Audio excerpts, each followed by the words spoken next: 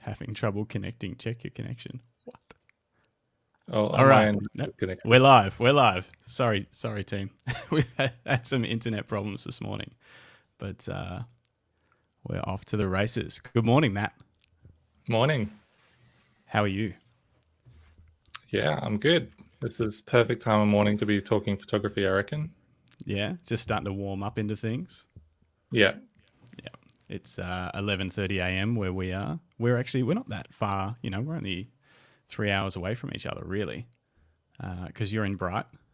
Yeah, that's right. Yeah, At the base of which the is mountains down here. which is where your gallery is located, and you live there. Yeah, Yeah. yeah. Very nice. When did you move to Bright? So I moved here about 3.5 years ago, and it would have been during the whole COVID thing. Oh, really? You And moved during COVID? yeah, Oh, so wow. it was a bit of a wacky time for me in general. And Mieke and I ended up getting together, and that's kind of a story in itself. And so rather than have the risk of lockdowns going on for however long, I figured I'd ferry over and stay in Victoria for about a month, head back to Tassie, the both of us, to see out my lease, and then Yep. come back to Victoria. And it didn't quite work out that way, but that was the plan. Right. Okay. So, rewinding. So you were living in Tassie, Yeah. and so Mieke is a photographer as well. Yeah. Mieke And is your an partner, extraordinary landscape photographer. Yeah. yeah. And you guys own the gallery in Bright together. Yeah. Yeah. Okay. And that all happened after you moved to Bright. Yeah, that's right. That sort of, so you moved to Bright to be with Mieke, but the idea of a gallery hadn't sort of come up yet. Well, it kind of had. Funnily enough, before we got together, I was living in around Hobart at the time, and I was plotting what my next move was going to be because there was just a bit of a break in circumstances, and it's like, okay, I'm going to sit down and work out what I'm doing next. And part of the idea was potentially to move up to Deloraine in Tasmania and open a gallery there. Okay. But I figured it would be kind of negligent to not just see what's on the mainland that is a possibility, because I had kind of written it off, but very quickly. And then I noticed that there was this little town in Victoria at the base of 3 different mountain areas. And I was like, okay, if I was going to do the whole Victoria thing, that's probably the right spot to be. And so at that time, I actually called her up, mostly as a stranger. And I just said, how would you feel about another professional photographer moving into your area? And she said, Really? that's fine, so long as you don't open a gallery. Okay. So, all right. So you were directed not to open a gallery, but that obviously all changed. So at that point, you guys weren't seeing each other, or you were? What, No, like, no, we weren't. you weren't? How did that evolve? What happened? Tell me the story. So during COVID, I was working with the AIPP, and we put on a whole bunch of community events online. Okay. So that was at the very start of the whole Zoom thing, and everybody learning how to mute themselves, and nobody really knew what was going on. And so we put on maybe 50 to 100 events that were kind of spaced Really? out, talking to different photographers, kind of the sort of thing that you're doing now. Okay. And we made it available to all the camera clubs, pretty much anyone that wanted to attend. And Mieke was one of the photographers that we had on that.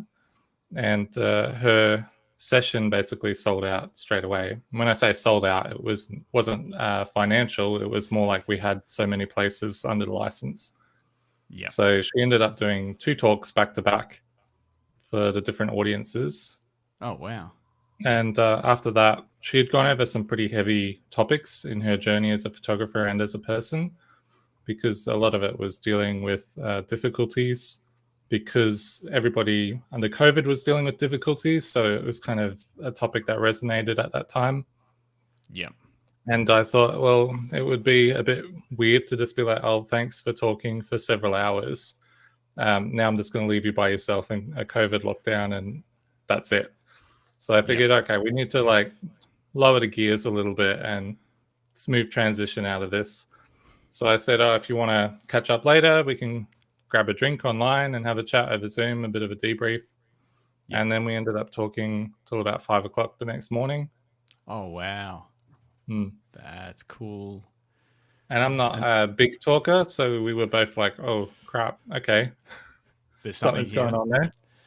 Hmm. Yeah, that's amazing. Obviously, you guys would have had a lot in common just with photography, and so I've been researching a bit of your career, but I haven't had much time to look into Mika's yet. I'm assuming she's quite well decorated when it comes to awards and things like that in her career as well. Yeah, yeah, So she is. so you She's guys would have had taken. a lot in common with regards to that sort of process and yeah. Yeah, I think it's really beneficial in our relationship to have that in common because we both understand where each other's coming from. But I wouldn't say it's the foundation of what we do. Like, it's fantastic that both of our lives are aimed in the same direction. Yeah. But we also have all of the values and the things that you want underlying that as well. Yeah, they're the bigger things really when it comes down to it. Like you say, it's great to share a passion with someone, um, but yeah, certainly the foundation of just general life values is far bigger than a passion or a career or a hobby. Yeah, but it would have been awesome to have such a, I guess, a fun jumping off point to chat for hours about shared experiences and things when it comes to photography. Yeah. So tough time to meet someone or to progress a relationship when you maybe can't sit, like, so what happened from there? So we just kept talking, probably for far too long most evenings, and it kind of got to a point where there was a bit of a break in lockdowns, but it also looked like it wouldn't last long. So I ended up booking one of the available ferry tickets over and kind of packed up my car with my office in it and just went, okay, well, if it works, I'll end up staying at Mieka's place for maybe about a month and then Mm-hmm. we'll head back. And if it doesn't work, then there's plenty of Airbnbs that can't get any business right now. Yep. Yep. And worst case, you're in a beautiful location. You can do some photography when it's available. Like, was it so you were able to move at that point? So that wasn't during one of our lockdowns. So you would have been able to plan to do some shoots and things while you were coming over. Was that part of the plan as well? Sort of, yeah. Basically, the plan was that I'd come over and we'd do some stuff here, and then I still had about would have been about 8 months left on my lease in Tasmania, Mm-hmm. and I was lucky enough that I was working remotely at the time, and I had this beautiful place that was right on the beach on the east coast, and Oh so you wow. could just relax in the lounge room and see the tops of the waves rolling in and things. It was just such a peaceful place to live at the time. Yeah. And so the idea was to go back there, use out the rest of that, and Mieke could photograph Tasmania to her heart's content, and then we would settle back up here. Yep. But we got hit by lockdowns pretty much straight after I moved over here, Yeah. and that was one of the big ones. So it probably wasn't until about December that we were able to get down to Tasmania, so about 8 months later. Yeah. Okay. Yeah. So I literally had to extend my lease in Tasmania just so I could access the place to move out. Oh man. Wow. That's yeah. It was a different time. It was a different Yeah. time so much. But yeah, I mean, you obviously navigated it well. It's transformed your life. You know, a gallery and a relationship come out of it. It's Yeah. yeah. You've certainly And this is turned it. Mika's sorry, Sorry, and go this on. is Mika's hometown. So this is where she wants to open a gallery and where she wants to be. So that Yep. works out well. Okay. So both of you had a huge body of work prior to opening a gallery. You've been photographers for a very long time. Like you specifically, when did you start taking photos? Do you remember your first camera and that kind of Yeah. thing?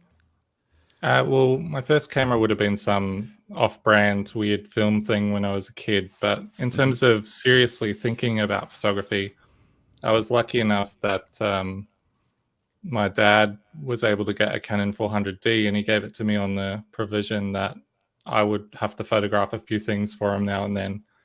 but otherwise I could have free reign with it. Yeah. And that would have been in my mid-teens, I guess. Okay. And so, And so was that the few things for him now and then? Was it for a business or something that he had that he no, needed it's more like photography for? if there was a family thing going on, then you're the one that Okay. has to take a few photos. And back then, not everyone had the smartphones. I don't even know if they had camera phones back then. I'm I not was sure. just trying to think 400D. Like how long ago do you think that was? So you were 15. How old are you now, if you don't mind me asking? I think I'm 39.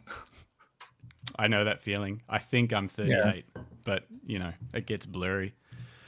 Yeah, you kind of have to just recalculate based on the current year and go, okay, that sounds right. Sounds about right. Yeah, exactly. Exactly. Yeah. So you got into this early, mid-teens. Like, how long was it? Did you like once you started playing with that camera? Did you love it? Yeah, well, my knowledge of cameras before that point had been, you took a photo and there was like a little bit of a basic zoom on it, but it was kind of your 24 to 50 sort of focal Yeah. length range. And so when I had, I think it was the 300 millimeter kit lens, I was like, holy crap, look how far you can zoom in on this thing. Like, Yeah. it just opened up so many doors. And then I heavily got interested in the whole strobist movement, and that is the off camera lighting. Yep. And that completely changes how you see things because you're now capturing things that you can't see with the human eye. Hmm. So that was just incredible. And I would spend about 4 hours a day just reading about strobist and reverse engineering photo shoots and trying out lighting techniques. So my background before landscape was very heavily into people. Yeah, man, the Strobus website, I remember poring over that stuff back and ordering little bits and pieces from the States, little gel holders and things. And it was, yeah, it wasn't as easy as it is now, definitely, in terms of figuring out like triggering speed lights off camera and all that kind of stuff. Um, okay, so that really piqued your interest into the technical side of photography long before landscapes became your main, I guess, your main subject matter. Yeah. It So was I was people. living, yeah, I was living in suburban Brisbane. So it's not overly the most creative place to be taking kind of environmental shots. So Yep. it was heavily focused on people. What sort of was this paid work? Just for fun, a bit of both at this point. Yeah, it was a bit of both. So to go back a little bit, I had a bit of a weird childhood in that I learned how to code when I was 10. Oh And wow. that was because the internet was this brand new thing that not many people even had access to. And so it was like, oh, you can make your own dodgy web page with really bad background graphics and tables and things. And so my dad learnt from a business perspective, but I just learned just to understand what was going on. So I learnt that and was working in website design and coding throughout my teens.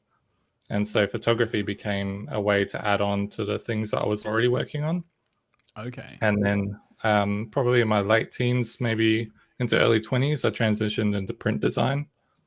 And Yep. so it was a little bit challenging at first to switch from thinking of everything in terms of how many pixels wide something is to thinking in terms of millimeters and page Yes. sizes. Yep. Yep. And DPI and everything and yeah. Okay. So was that something you studied? The graphic design? Well, no, because by the time I basically graduated school, I had 8 years or so of tinkering with websites and graphic design and things. So my pathway was a little different in that I saw like a junior designer position that I applied for. Yep. And so I got to do a traineeship with a design company in Brisbane. And I completed the 1 year traineeship in 3 months and then helped the other people that were the trainees to finish theirs as well. Yeah. And Okay. they actually said to me one day, had we known that you were this good, we wouldn't have hired you because the program wasn't really meant to help people that were already kind of establishing themselves. It was more to teach people from scratch. But Yeah. that Right. was a great experience and helped me transition into the print phase of things. Yeah. And then you worked in that line of work for a while before sort of transitioning towards photography? Yeah, so it became more like a hybrid thing over many years. So I've done quite a few jobs. One was as a senior designer and photographer for government and the public works, so buildings and construction projects and that kind of thing. Yeah. Another one was working for the Royal Children's Hospital Foundation, so medical research and kids that were sick and injured and so on. So when I hear about photographers that do heartfelt and other initiatives like that, I'm like, I kind of know what's involved in that and have immense respect for it because I know how difficult it is, and it's not something that I could do for an extended period of time. Yeah. And then Yeah. finally, before I moved to photography full time, I was creative director of Brisbane Roar Football Club, which was a lot of fun and it had its upsides and downsides. But I joined in just after they won their very first grand final, and then I was there for the subsequent grand final wins as well. So that was a Exciting lot of time to fun. be, yeah, to be part of the club. And Yeah. so with being creative director, what was involved there? Did you do any photography, or is that all really sort of heavy on the design side of things and branding No, and that I kind of stuff? did all the design and all the photography, so Oh it was wow. pretty intense. But it's a small team, and those clubs don't actually make a lot of money, so you're pretty much looking to cut corners and kind Right. of patch over things wherever you can. So it was being smart about time, making templates and general structures for how to do things, and then filling that with new content each time. Yeah. And so at that point, you were looking towards photography as the future of your career. You were starting to see that maybe you wanted to make the jump to working for yourself or working for someone else as a photographer. What were your thoughts there, and how did that end up evolving into you leaving that job? Well, I had started dabbling here and there in weddings, and I didn't actually want to at first. My first wedding was a kind of work colleague that was getting married, and they were like, I want you to be the photographer. And I said, well, I'm not a wedding photographer. That's Yeah. not really my thing. I have skills that I can translate into wedding photography. One of the things I hadn't mentioned is that during that time, that entire time for 15 years, I was also shooting for Street Press of an evening. Oh, So I okay. was shooting different live bands and things as I well. saw that you had done a lot of live music photography for years, and I was going to ask where that started to fit into this whole story. Okay, so you had already been doing that for years while working, Yeah. and okay, and how was that side of things going? Were you getting more and more opportunities and recognition in the live music scene as a photographer already? It was kind of half half. So I'd become very established, and there was a kind of a core group in Brisbane that were considered kind of the established photographers that you would always see everywhere. And I think I became one of those people. Um, and Stephen Booth and a few other guys out there. And I probably was shooting for about 6 different publications. And so Okay. when you were shooting for them back then, they would just send a list of all of the concerts and things coming up that they wanted covered, and you Hmm. would nominate for what you wanted. And you wouldn't always get what you wanted, but if you kept delivering, you would generally get prioritized. Yeah. And so by shooting for so many different organizations, I was basically ensuring that I would get to shoot all of the best stuff that came through. Yeah. I'm Um, under the impression these days that there's not really money in that industry unless you're extremely well recognized. Was that the case back then? Were these paid jobs, and did they pay well, or was it more for the love? I'd say it was more for the love. It was most of the street presses paid somewhere between about $50 and $100 if you got printed. Okay. So you'd have to be taking a cracker photo of somebody that they wanted to cover to get that. Yeah. But at the time, before the GFC, it was a little bit less precious. So they would throw in some tickets and look after you. And Hmm. after the GFC happened, it was like you get your one ticket and that's it. So Hmm. it was kind of nice thing to do in your 20s when you're not so concerned about being smart with money or anything. You just get to go to bands that you like all of the time and shoot music, and it was part of the lifestyle. Yeah. Later on, I was more concerned with what the conditions were, and I also didn't like a lot of the movements in the industry around taking copyright and things like that, Yes. Yep. which I pretty much railed against at all times, to the point where one publication threatened to sue me because Oh, really? I had some comments to make on one of their contracts and how basically horrible the contract was. And in a moment of immaturity, at the time, Flickr was a really big platform, and there was a huge concert photography group and community on Flickr. And I had enough followers that they pretty much expected me to post everything that I had shot. And so when it came to this particular band, I just posted a black rectangle and then explained why I declined to shoot that show and quoted the contract and so on. And then I had a lawyer's letter the next day accusing me of defamation. And I was young and not afraid of conflict at that time. So I wrote back explaining what defamation means, and the conditions that need to be met for that to be defamatory. And that was about the last I heard from it, except that record company or touring company then contacted a few of the magazines that I worked for, and they got me booted off the roster basically, because they're like, well, we're advertisers and we don't want this person. Yeah. And unfortunately, there's a line of photographers waiting for their chance to do what you do, and it's hard for them to push away an advertiser to stand up for their photographer when they could fill the photography roster probably a lot easier than they can, advertisers. So that's a shame. That's a shame. It is, but it ended up working out for me because the publications that weren't bothered by it ended up being the best ones to work for. So I just spent more time with them. And also in my later years, which sounds kind of funny to say it that way, but I then became a photographer for a specific venue that I really liked shooting at. And so that pay was like $250 per show. And all I had to do was rock up, shoot 3 songs, which is usual, and then head off if I wanted to, or stick around and watch the show. Yeah. So it ended up working out in the end. Better conditions and more of a understanding between you and them as to a bit more value. I guess they could see more value in what you were providing than the other publications just kind of throwing it out there to all of their photographers and trying to pay as little as possible, I guess. I can name names when I'm saying the good people. So that was the Tivoli up in Brisbane, superb venue and really good people that run it. And they saw the photography of the shows as part of the venue's history, and they wanted to ensure that that was recorded professionally and that they could also pass on a photo as a gift to each person that performed there as well. So that worked out well. And I think in terms of what the core question was about the money and whether that works back then and whether it works now, I think maybe a really long time ago where everything was film and everything was printed, it probably might have worked.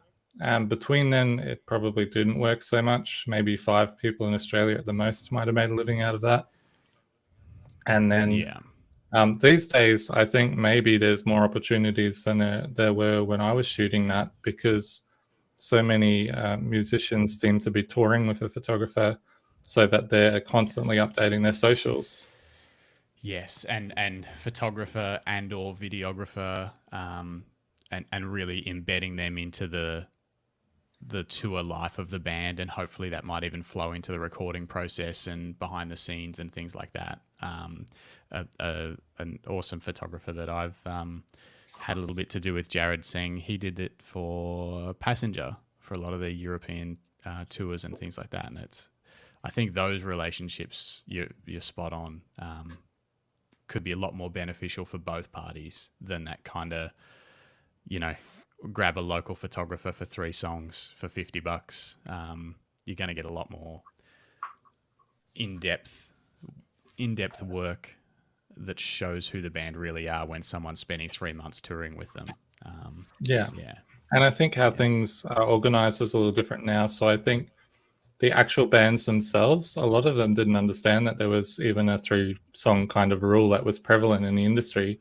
Some of them I would talk to later and I'd be like, oh, why did you guys leave after 3 songs? We were just getting started.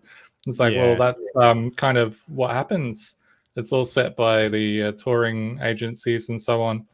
But I think with the socials and how bands are engaging with fans really directly now, they're taking a bit more control over that themselves. And so Yep. it's more like the band is making a decision to put somebody on than necessarily even the agents are. Yeah, exactly. That might be a good time to. I might have a little look at one of your projects, which was live music. Your project, Images of Note. Yeah. I'll pull that up on the screen. Before I do that, we got a Mick in the live chat says, "Morning, guys. Good morning, Mick. Hey, Good to see Mick. you. Feel free to jump in with any questions if you've got them." But yeah, this project, Images of Note, is a collection of live music photography. Is this from the time period that we're talking about now? A lot of these images, or is this Yeah, a bit all of it. later on? All of it. No, all of it. Some of it was from my early work. So there's a photo of some shoes in there at a punk show. Just on the Okay. right on the third line there. That was one of the earliest photos that I took for Street Press, and then it goes all the way This one. through to the end. Yeah, so there's Yeah. about 15 years of different photographs in there. And of course, the Really? collection itself can be a lot bigger than that, but it's kind of curated down. And basically, I knew that when I was leaving Brisbane, and even before that, that I was going to start pulling back on music photography because I'd pretty much shot everything that I wanted to photograph. Like all of the great bands that I really loved, I'd mostly photographed. And so I was like, okay, I'm moving towards other things now, but I want to recognize that this was a really big part of my journey in photography and recognize it in some way. So I had a solo show at the then gallery in Brisbane, Photo Frenzy, I think it was called, and helped to curate it by Darren Jew, who's an amazing Nat Geo photographer, and Ian Poole, who's no longer with us, but a great man who was probably one of the first people that became personally interested in what I was doing with my photography and providing guidance. And yeah, that Okay. was a really great show. We had live bands. I spent far too much on catering, and yeah, it was good fun. Okay. And so that did you? Sorry, I might have missed the very start. Sorry, was that one of the first exhibitions you've done of a full project like this, or had you done Yeah, one the very prior to that? first. It was the very first. Yeah. What what did you learn from that first exhibition, other than spending way too much money on catering? What were some other takeaways from putting together a full collection of your own work in a physical space? Yeah. It's kind of difficult to say. Like, I kind of learned where the money should be spent to make the most impact, but Hmm. also a lot of stuff on the marketing and media side of things as well. It gave me a bit of practice in actually reaching out. So, Noel Mengel, who's been the Courier Mail music writer for probably about 30 years now, he wrote a piece about it before the opening, which was fantastic. And we had some, photos taken by the press in there before opening. And Hmm. with any of these kind of things, you're in panic mode before the doors open because you're like, oh my God, is like 5 people going to show up? Or Yeah. like, as much as you value those 5 people, you also want there to be kind of this atmosphere that suits what's going on. And we pretty much were at capacity at the venue, which I wasn't expecting. Oh And wow. also, the Iggy Pop picture was one of the biggest ones that was printed in the gallery. I think it was about 1.2 meters high. Oh nice. And I think we put $800 on it, and it was a one of two. So because I was leaving music and I'm like, I don't want to be selling these images in the future, I'm just going to make them super rare. So they were one of twos and one of fives. Yeah. And both of the Iggy Pop ones sold out in about 5 minutes of opening. So I was like, oh, okay, probably should have put a little bit more on that. But Yeah. also realizing that people would actually spend money on the stuff that I was producing, which was nice, and not as a commission, but as you took this with your own creative vision, and I'm appreciating it, so I'm going to buy it and put it in my house. Was that the first time you'd ever sold an image as essentially a piece of artwork that you hadn't been commissioned for? Yeah, as a non-commissioned artwork, it probably was the first time. Wow. What did that feel like? Other than, like you say, that it was amazing that someone just chose this for, they saw it and they chose it to put in their own house. What did that feeling? Oh, I don't even know how to ask the question, but did it feel different, special? I would think it does, but to be perfectly honest, as a person, I feel like my moments of happiness are maybe shorter than other people's. Mm-hmm. And I think that's probably like a thing from the past or a medical thing rather than a lack of gratitude. So the moment was fantastic, but when I have an amazing moment, it kind of tapers off pretty quickly. So I was probably too busy being in a bit of a frenzy, making sure everyone was looked after and everything was running right. But certainly it was actually a sense of relief, I think, that I'd spent quite a bit on this exhibition to some criticism and that it was actually paying off. So, do you? Is there any kind of line that draws from this exhibition all the way through to opening your own gallery with Mieke, in terms of that first feeling of people coming in to see your work in a physical space and even purchasing your work? Did that start something? I'm not sure. Maybe that's a good question. But this was quite a long time ago, and before I was shooting landscape seriously. So I don't think at that time I could have imagined that I would be running a landscape photography gallery. Mm. Um, yeah, at the time I was really focused on action stuff. So I think I had just taken on the role at Brisbane Raw. And so all of the work that I'd been putting into action photography was then paying off in a sports sense as well. Yeah. Yeah, totally makes sense. This project, in my sort of, I don't, I've never had. I'd love to talk to you about this later on, but I've never set myself a photography project or an ongoing series of work for a personal project, and I'd really like to explore that with you at some point. But in my eyes, this project seems quite similar to 8 Limbs, which I think was about the same time, or was it a little bit later than this work? 8 Limbs came later, yeah. Came later, but being action and available light of people doing their thing, Yeah. This is people mastering their art, competing versus live performance. It's similar but different. Was that sort of a natural evolution to move from how did you go moving from live music to live action, live sports?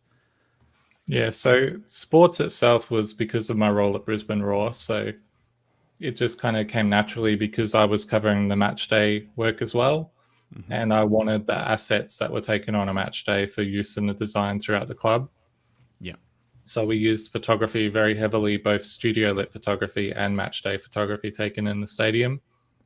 But this particular project, it came kind of from left field in that I just happened to know somebody that was competing for a Queensland title in maybe a few weeks at the time. And I thought it'd be interesting just as a one-off project to document his lead up to the fight, then the fight itself, and then after the fight. And that would be it.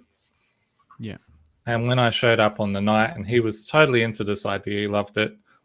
The people that were also training with him, that were also fighting for titles, they were like, "Oh, why don't you photograph me as well? I'm happy for you to do that. No worries." So I ended up photographing 3 fighters, and luckily they all ended up winning their fights.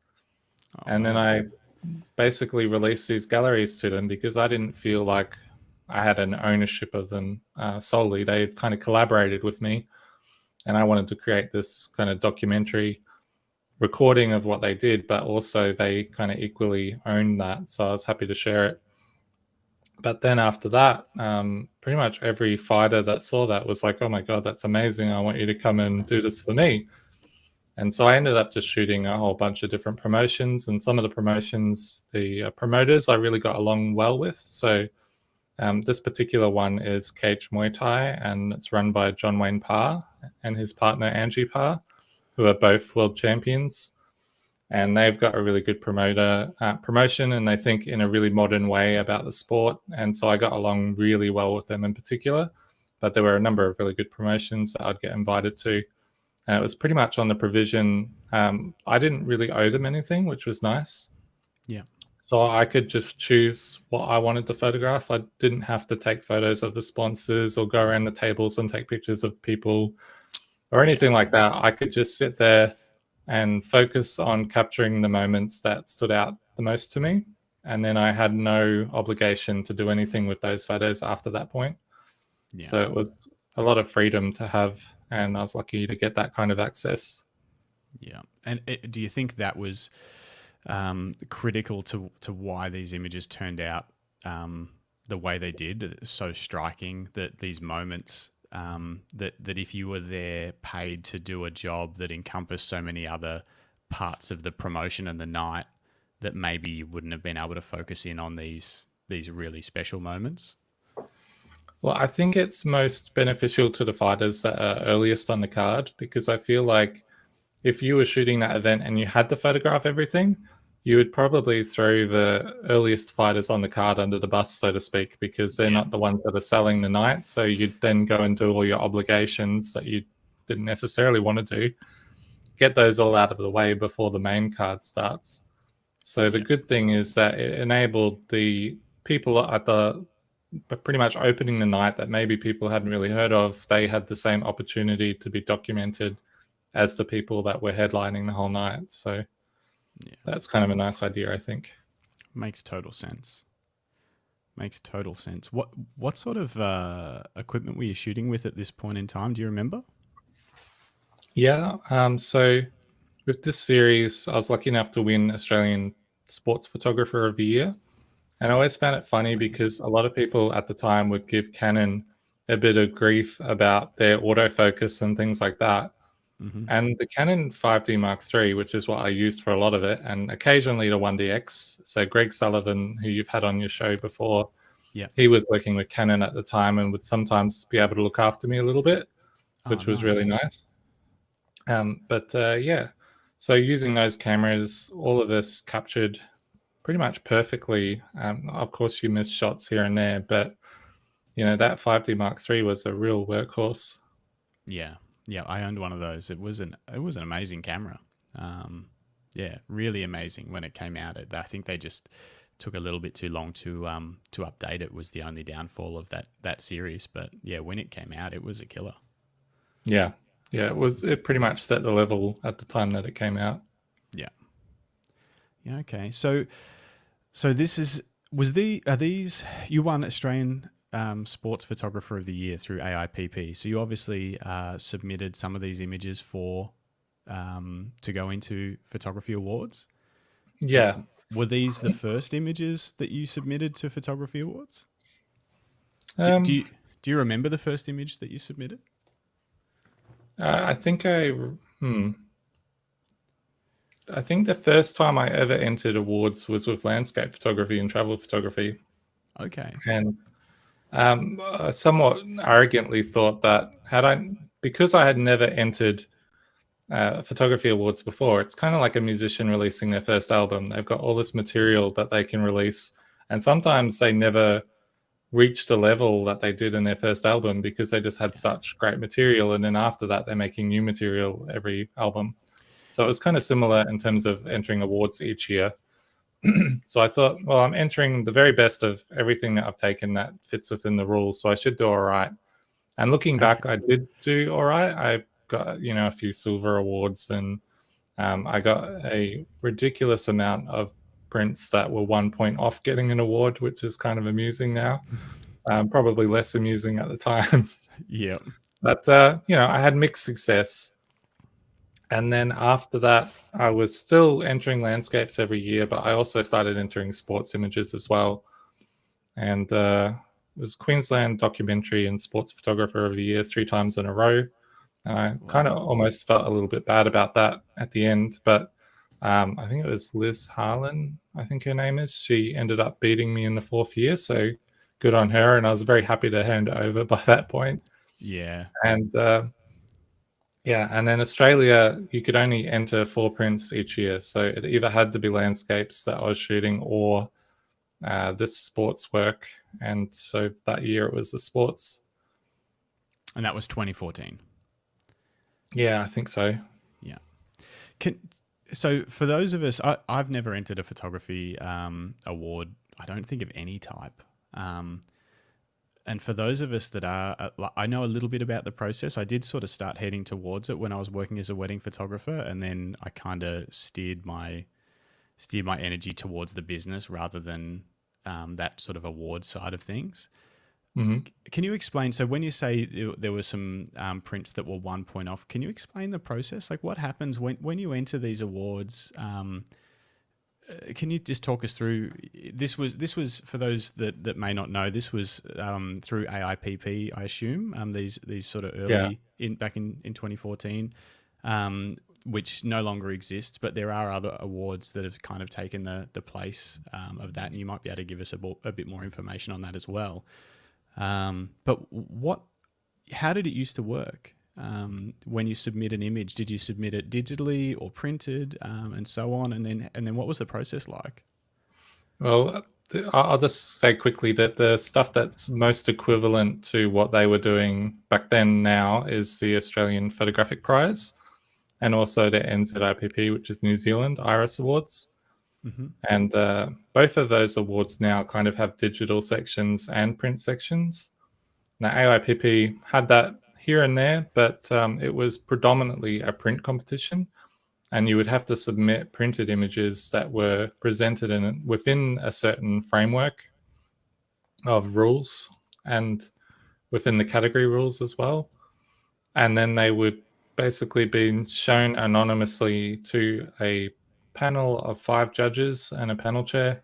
And then those judges would give an independent score to the image based on a criteria. And Yep. so, just as a general overview, 80 to 89 was some sort of silver, and then above or 90 and above were some sort of gold award. And to give you an Okay. idea, I think only about maybe 2% of prints got a gold award, which is not many when you're considering that everybody thinks that they're entering their very best work for the year. It's already whittled down to the 4 best photos of that year for that Yeah. photographer in that category, kind of thing. So it's not like everyone's just submitting their hard drives to the awards. Yeah. Yeah. So 2% for gold, and then what? Maybe a few more for silver. Maybe 15 to 20% silver, perhaps maybe a bit Okay. more, depending on what's going on.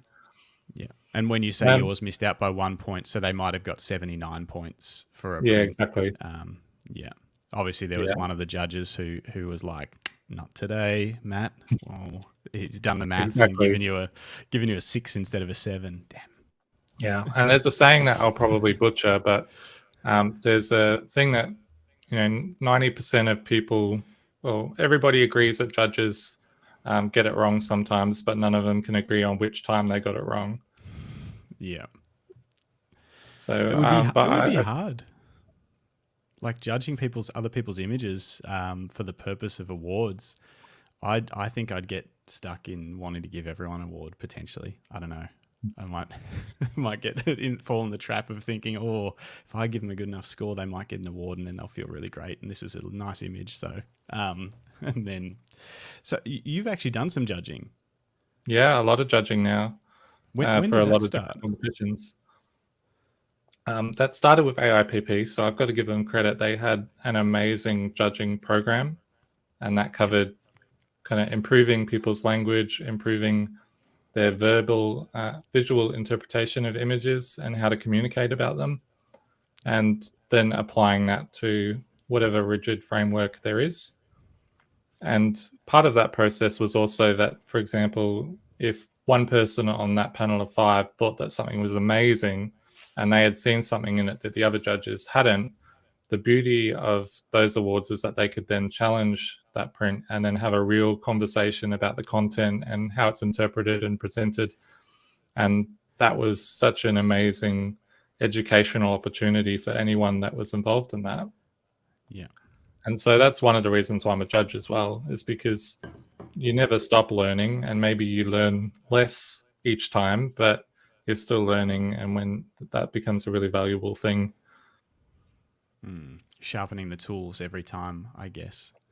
Would you Yeah. like, so I think I read that you've potentially won over 150 awards for photography. Yeah, it's kind of at a point where I'm not actually sure. It's a lot, It's a probably a lot. few hundred. Yeah, And and that's you've not so much to brag. It's just that, like, I gave a presentation to the Hobart Camera Club quite a few years ago, and I put these names of gold medalist Olympians up, and I said, "Put your hand up when you know who this person is." And I just went through all these names, and then you start getting to, is it Ian Thorpe, Kathy Freeman, and so on. There were people that had won as many gold medals as those Olympians, but unless you're also making some sort of societal impact, or you have some sort of public presence, or you're delivering over multiple Olympics, then eventually that memory fades. So I kind of think like you could win the best award on the planet, but unless you're constantly doing things, then that memory is going to fade. So I just constantly like to do things. Yeah, the collective body of work over a full career rather than one great image or one great year in a awards category. Yeah, and for me, it's also a challenge. So I don't see awards as a statement of your value as a photographer. It's basically a game that you play, and it does reward very high quality work. And I think it also makes you a better photographer because you see more in what you're submitting. But you've got to also acknowledge that it's a game and that your images are seen under a very certain kind of situation that isn't necessarily suitable to all kinds of images. And I guess it's just a way of kind of putting down a little marker every year and competing in some way that photographers don't tend to normally get to do. So if you're an athlete and you're hitting the pool every day, trying to best your personal bests and so on, it's not until you get to go to the swim meet that you're like, okay, it's game day. I'm going to try and put out my best performance or show the best of what I've been working on. Yeah. So I kind of see it like that. Yeah, a way to put yourself in the mix and see how it goes. And like you say, it doesn't mean anything about your worth as a photographer, but it gives you something to compete in and hopefully come away with some valuable information depending on the particular competition. I think feedback is provided in a lot of the higher level competitions on your image. Yeah, well, with the ones that get judged live, so the print competitions, because they're being judged live, you're seeing the reactions and everything live as well. Yeah. So I think those are the best for feedback. And now increasingly the digital-based competitions are also providing feedback or options for feedback. So are there still any competitions that have a live feedback and does anyone live stream that? Like, is there anywhere where I can watch images get judged? Yeah, so Australian Photographic Prize, they had their first year last year, and they were kind of stepping into the void of the AIPP competitions. And then there's also the NZIPP Iris, which is a lot like the Australian competitions at the time. So both of those competitions judge prints live as in a panel format and then give comments or challenges. Okay. And there's probably one in the UK, America, WPPI, I think, does something like that, but doesn't live stream it. So there's a few around. Okay. Just trying to pull this up here. So if someone's never entered a competition, would you recommend, and they're in Australia, would you recommend they start with something like the Australian Photographic Prize? Yeah, well, what I would do is I'd look at any competition that's running print critiques or image critiques before the competition itself. Because some of them, they run like a free Zoom event where you can submit some images and then they are commented on by a panel of experienced judges. And that way you're getting feedback before you've even spent any money. Yeah. And I don't think it's worth entering these competitions unless you already have some sort of mechanism to get feedback, whether that's a good mentor or you've got a group of peers that do really good work and can look over your work. Because I don't think there would be anything more demoralizing than entering work and not really understanding where that awards kind of level is, and then just being brutalized. And I'd say that the judges, they are very mindful of how they communicate things. So no one should be insulting towards the work. But if you're entering, obviously it's because you're aiming to be recognized as having professional standard of work or award standard of work. And if you're below that, that can be a bit upsetting. Yeah. But in saying that, a lot of very experienced photographers take chances and have won many awards and also get bad scores from time to time. So yeah. Yeah. But most likely, like you say, they come into it knowing the chance they're taking, as opposed to maybe someone that just doesn't understand what exactly is the process and what the judges are looking for. It could be a bit demoralizing to get a very low score if you just you weren't prepared, I guess, for the competition.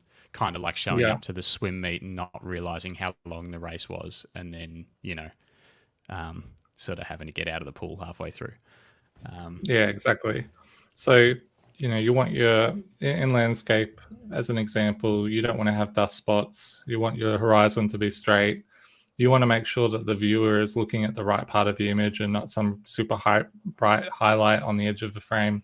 You want all of the kind of early mistakes out of the way before you are submitting work to those competitions, because you just don't want to be let down by small things like that you can easily address if you understand that they are things that need to be addressed. So there's people that will look at their photos and there'll be a lot of dust spots, and you'll be like, that's a dust spot. And they'll be like, oh, I didn't even notice that, or I didn't know about dust spots, or that you could get rid of them.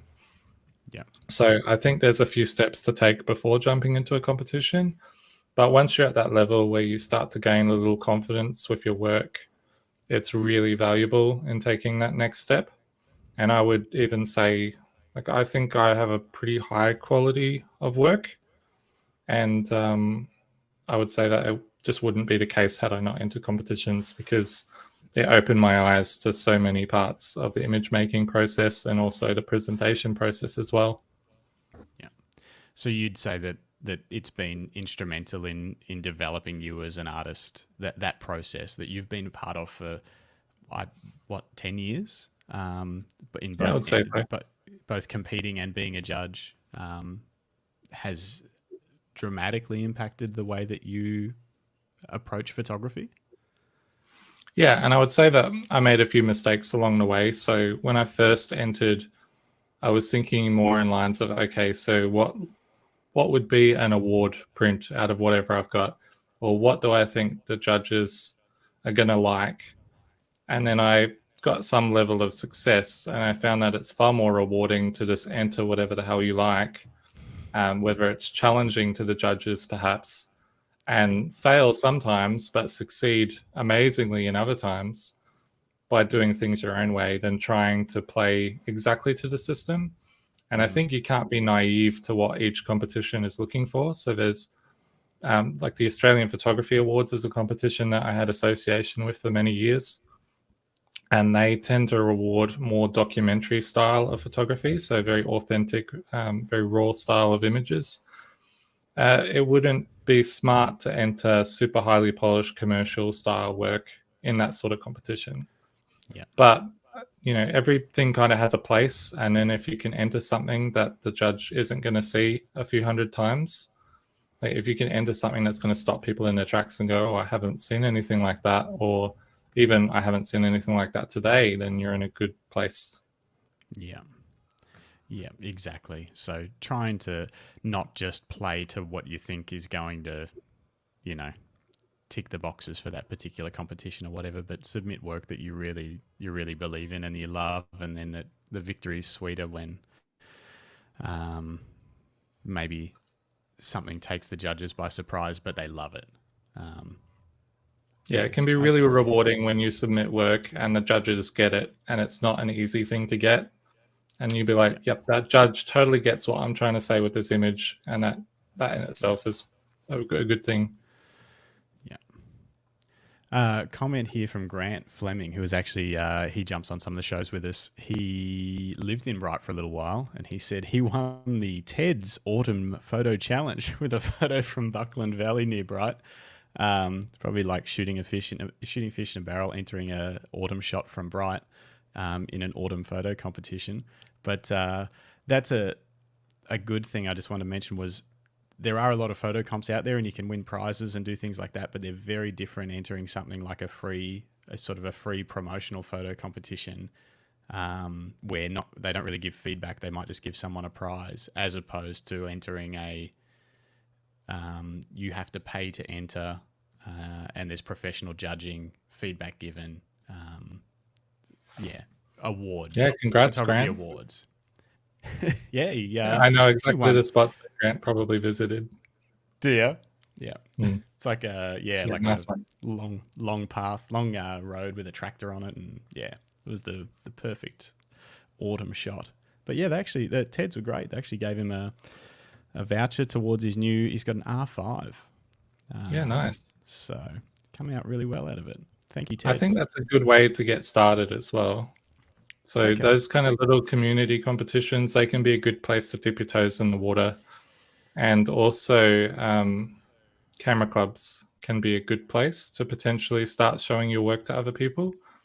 And I used to get very frustrated when I was basically the operations manager at the AIPP, which wasn't really an intentional move. I was just looking to help them out part-time. And then I ended up being the right person to help in a lot of different ways. Mm-hmm. So people would go, oh, well, the AIPP is just like a camera club. And that was an insulting thing. And I'd be like, well, no, camera clubs do really good things. They build community, they develop people's skills, they provide educational and social opportunities. Like, it's not an insult to be compared to a camera club. Now, there's going to be better camera clubs, some better than others. But if you're starting to show people your work, then it's worth attending as a guest some of these places and just seeing how you feel about it. Yeah. But I would put the caveat in. I would put the caveat that with the greatest of respect, sometimes the camera club judges aren't the best trained. Sometimes they get external judges, or you might be lucky and there's a really great person that has those skills within the camera club. But I think those are skills that are developed, not necessarily, you're not really born with them. So, yeah. Yeah, so you got to take it with a grain of salt that if the judges at a camera club don't love your images, it doesn't necessarily mean, that you're not ready for awards or something like that. Maybe they're just looking for something different because they haven't maybe been trained in the same way that an awards judge has been trained. Yeah, they might, they might be fantastic and they might even be better than a lot of the people that I know, but also they might find it difficulty in reading maybe more developed stories within an image. They might just miss what you're trying to say. And that could be maybe your fault because you're submitting an image that isn't suited to being read in that way within those constraints. But it could also be that they just don't have the skills to read things in that way, and they might then comment on the technicalities of it or whether you had the right shutter speed or so on. Yeah, and they're sort of hyper-focused in on that side of things, whether it's just technical execution or editing or whatever. Yeah. Yeah. Okay. I want to talk about the gallery. Yeah. Which we sort of were leading into that, which it opened not quite 2 years ago. Yeah, something like that.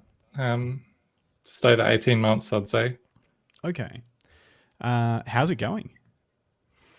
Yeah, it's going pretty well. We're learning a whole lot because before we opened the gallery, we'd both wanted to open the gallery for a long time. We've both had exhibitions and similar kinds of things where we've sold prints. Mieke ran market stalls in Broome for a really long time as well. Yep. But neither of us had ran like a physical premises that's a gallery. So that's in itself is a learning experience. And we went into it knowing that we could run the gallery for a year without making any money. And fortunately, we did make money. So we signed on for another 2 years. Yeah. And I'd say that we probably made more money than what we expected, but we also spent more money than what we expected, which I guess is always going to be the way with a new business. There's so many things Yeah. you can factor in all you like, but there's always going to be little expenses that pop up, and you're like, oh, okay, didn't know that that was a thing. Yeah. And before we open the Yeah. door, even things like music licensing. So as a retailer, we want to be playing music, but we also want to respect the musicians that provide that music and make sure that they're compensated. So we have a one music license, and then we were also licensing like a commercial radio station to play, which we've now changed our licensing to play something else. But there's all sorts of little bits and pieces that come into it that you don't necessarily think of. Yeah, and particularly, I guess once you've been operating for a year or a full financial year, and you sort of put that into a line item across a financial year, and you go, oh, that actually adds up. That adds up a lot, and then you add all those little things up, and you're like, oh, okay, that adds up to a lot, a big chunk. Yeah, it's difficult, but at least now that you've had a little bit of time to operate, you can, like I say, better understand those costs that may not have been as obvious when you first opened up. Has that had to change the way that you guys approach pricing? I mean, how do you even approach pricing in a physical gallery?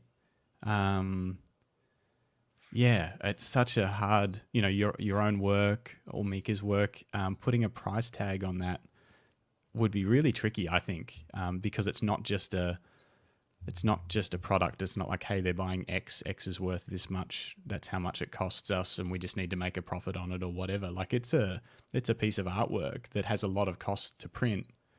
But then you've sort of got to factor in how much money needs to be made to keep the place open and to keep you guys fed and clothed and housed. Like, yeah, how did you approach pricing to start with, I guess? Well, to go back before the gallery, so I went to photography from design, and as a designer, I would be paid for basically my labor, and that would be valued at however good I was, basically. And then the end product would basically be, here's the costs, here you go. So, if they wanted a brochure, you'd just pass on how much the brochure cost, and that's it. And when I went to Yes. photography, I was kind of like, oh my God, these people are charging so much for prints and like a piece of paper with a print on it. And what Yeah. I took a little while to learn is that photography is structured entirely differently in terms of how you get paid. A lot of the time, you're not actually getting compensated very well for your labor at all. And it's the actual physical sale of something at the end of it that makes it much more worthwhile. And so the important thing to think is that you're not selling a piece of paper and you're not selling the materials that it's printed on or the ink. You're actually selling the artwork and your expertise and how you see things. And that's all manifested within that print. So to get to like the core of it though, in terms of how we worked out prices, I think we basically worked out how much everything would cost, first of all. And we also came up with a product range that would hit certain thresholds of sizes that would both be popular but also make economic sense. So, for example, if you have a paper roll that's, say, 22 inches wide, and then you go and make a print that's 23 inches wide, that's potentially much more expensive than had you constrained it within the materials and hit those sweet spots. So that's something you need to plan for. Just quickly, So we do worked you out, guys print in house? we do a bit of both. So we've got a Okay. few printers, one of which I've worked with for about 15 years, Inkjet Lab up in Brisbane. So shout out to Mark. We've got a few suppliers that are the very best at what they do. We've also got Printer Metal in Melbourne. And then we do some in-house printing as well. And that's mainly for fine art rolled prints. Yeah. Okay. Sorry. Yeah, I just wanted to clarify whether you were sort of doing all of the work in house or, yeah, obviously metal. Metal is a bit tricky, and acrylic blocks and things like that. So, And okay. some of those. I I was just going to say some of the things like the acrylic blocks in the middle, as you scale them up, you'll start to notice that there's certain sizes that once they get above them, it's like the price rises exponentially above certain points. And so you want to just be really mindful of those kinds of things. Yeah, shipping gets really expensive over certain lengths and widths as well, and yeah, I've noticed that as well. We've done a bit of printing with wedding work, And then, yeah, even that you'll notice that a certain size is quite economical, and then the next size up is almost double the price and not that much bigger. And you sort of, Mhm. stick within those constraints to get the best value through to the end client. Yeah. So working out your costs of everything is at the core of pricing, I think, and not just the cost of the product itself, but also the cost of the whole business. So your insurance, your rent, Yeah. your overheads, all of that kind of stuff you got to factor in. Even the fact that I've got to pay, what is it, like $80, $90 a month now for Adobe Suite. Everything that you do to do with work Yeah. has to be factored in. So and Yeah. then breaking that apart into what, like a weekly or a monthly kind of price, so that you can actually get your head around it. Yeah. And then I guess you would, for us it was a bit tricky because I don't think there had been a gallery in Bright before, and so it was hard to gauge how people would react to our gallery. But we Yeah. kind of had to estimate, okay, if we sell this many prints, then we both cover the product price of those prints plus our overheads, and just Yeah. hope that that was a number that worked. A lot of people say if you're starting off with and you're starting out and you don't really know, that a good way to approach it is maybe your cost times three, and then you've Hmm. got your cost is one section, your profit is another section, and taxes and all the other junk is another section. I would tend to possibly work from that, but then once you've done that, also look at what else is out there, because the margins may be a lot more or even a lot less than what you think. I'd say if the Yeah. margins are less, it's probably not worth doing. But if the margins are more, then you don't want to sell yourself short. Yeah. So because Exactly. we're selling art, not paper, our paper prints are probably the most profitable. They don't necessarily make us the most money per transaction, but in terms of a margin, they have the Yeah. most margin because paper is not overly expensive. Yeah, and that makes sense too. You do need to make a higher margin on a lower price product, because if you were to only sell that product, you would have to sell way more of it, Yeah, to and you've cover also got to, costs. yeah. Like I've heard some of the other gallery people speaking in Australia, and some of them operate on maybe selling a couple of prints a week at a really significant price Yes. and providing value that justifies that where they can.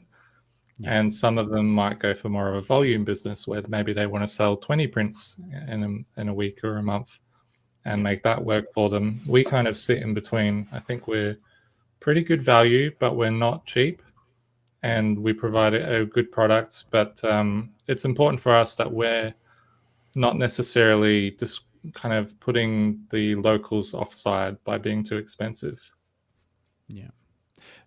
So, what do you think about being too expensive would put the locals offside? Is it because they would want to purchase the work but they can't afford it, or do you mean that just general perception is that you're making too much money? Like, what do you think the downside is? Say if you doubled your prices, um, what do you think exactly would make locals less happy about that? Well, I think in any small community or country town, you want to be accessible to the people that are going to be around you all the time, and that isn't Yeah. necessarily making things, bargain basement prices. It's Yeah. just providing good value, and I think value is a lot different to price, because something can be really expensive and amazing value, and it can also be really cheap and really bad value. So Yeah. it really just depends on both sides of that transaction. But yeah, we want people in the local area, if they want to buy something, maybe they can't buy it straight away, but they can save up for it, and they're not going to feel like they're spending money irresponsibly because they're getting the value out of that. And also not wanting to kind of perpetuate a feeling that maybe we're better than everybody else, or, we're a snooty space of people that, yeah, Yeah. think too highly of themselves and art and all that sort of thing. So we keep things grounded. Yeah. Yeah. Trying to walk that line where the work is valued for what it is, because that's the hard thing too, is people don't understand how many, not some people possibly don't understand, like how many hours of work goes into one print hanging on the wall? And I don't just mean like the hours of getting that print made, but like how many photographs did you take that didn't make it onto the wall for that one that did? How Hmm. many mornings and evenings and fuel and hiking and broken camera lenses, and like they don't see any of that side of it. They just see, oh, that's an expensive price to pay for a canvas, because I know I Yeah. can get a canvas printed for 1/3 of that cost or whatever. Yeah, that can be hard, but it sounds like you've certainly, I mean, 18 months in and it's going well. It sounds like you've struck the right balance between providing value, but also making sure that you're covering costs. Yeah, so I think we're at a place where we know that the business can continue and it's viable, which is a good place Yeah. to be. But we're also looking into how to best use our time. So Yeah. Bright is a very seasonal Mm-hmm. place, and most of our visitors come summer, a little bit in spring and autumn. And autumn is Yeah. just absolutely bananas in Bright, to the point where we can never take a holiday during autumn because there's just too many people in town that want to look at artwork because they're there for Yeah. aesthetic reasons already. They want to see beautiful things, so it suits Yeah. us really well. But then winter is quite dead. People go straight to the ski fields and they're spending so much on skiing that they aren't really spending time down in the towns. So I'm Mm. investigating ways that we can do things in the off season, maybe take on some bigger projects where we wouldn't normally feel like we could take those on. So, for example, we're looking at the possibility of running a competition that will promote the local area, so a bit of community engagement, and Oh, also wow. some more business to business kind of projects as well, where we can help out local businesses with artwork. Yep. It's interesting you say that because I might have thought, obviously, autumn's crazy and bright. For anyone that hasn't been to Bright in autumn, it just is just an eruption of color throughout the entire town in the leaves, and it just draws people from everywhere to come and take selfies with their selfie sticks on the streets in traffic. But it is a beautiful place to visit in autumn, but it does get really busy. But I actually would have thought that the winter themed photography and artwork that you have would have been one of the more popular segments of what you sell. Is even though it maybe isn't selling in winter, is winter a primary driver of what people are buying? I can just imagine it hanging in people's homes in Melbourne to remind them of the mountains that they love to visit in winter. Or are they not seeing that stuff because they're just driving straight through town and up to the ski fields? Well, for us, there's a few things in the gallery that we kind of have our little mottos that probably are made up and try to enforce. And one of them is that we run the gallery, it doesn't run us, because we've seen gallery owners where the gallery runs them and not the other way around. And Mm-hmm. they feel like they're kind of almost trapped within their business and having to feed that business to keep it going. Yeah. But also, we want to put up work that we like, and we're not just trying to put up the best sellers or what we think is going to be the most popular. So we do have popular photographs that are up, but we also give ourselves a lot of space to experiment and even put up a few prints where we're like, yeah, I don't think anyone's going to buy that, but I like it, so I'm going to put it up so people can see it. Yeah. And winter is probably our favorite season to shoot. Yep. And we do have some beautiful winter artwork up at the moment. But because spring is all right and summer is not so exciting, we kind of look at spring and summer as a bit of an opportunity to show a bit of everything. So Okay. people are seeing winter artwork even during those times here and there. And autumn, we're pretty strongly autumn themed just because Yep. it kind of suits the vibe of the time. And we've also got the autumn festival that we collaborate with. Yeah. Have you been surprised at all about what has sold and or maybe what hasn't sold? Like you say, you've put up some things that just really speak to you in large format in the gallery that you think maybe people won't love. Has anyone just walked in and bought one of those the next week and you've gone, oh, okay. Yeah, absolutely. All the time. Okay, Yeah, awesome. we're constantly surprised. So We probably show about 50% of work from the local area and then 50% everywhere else. Yeah. You know, why travel to all these amazing places if you never get to show the work? So, and we've had locals buy photos of abandoned houses in Iceland, for example, just because they like the feeling of that photograph and what it says to them. Not everyone needs to have a literal representation of what's outside on the house inside. It's a lot of it's the feeling that they get from it. So you never know what people might go for. And we've got even an image that's slightly comedic that does really well, which is of the snow poles in Hotham, but kind of all scattered all over the place where you can barely make out what's going on. And you're going to try and pull some stuff up. I was going to say, I'll see if I can bring it up. Would I be better? If you type in product search, keep left, just down near the bottom of the window there. I think I've seen this one, but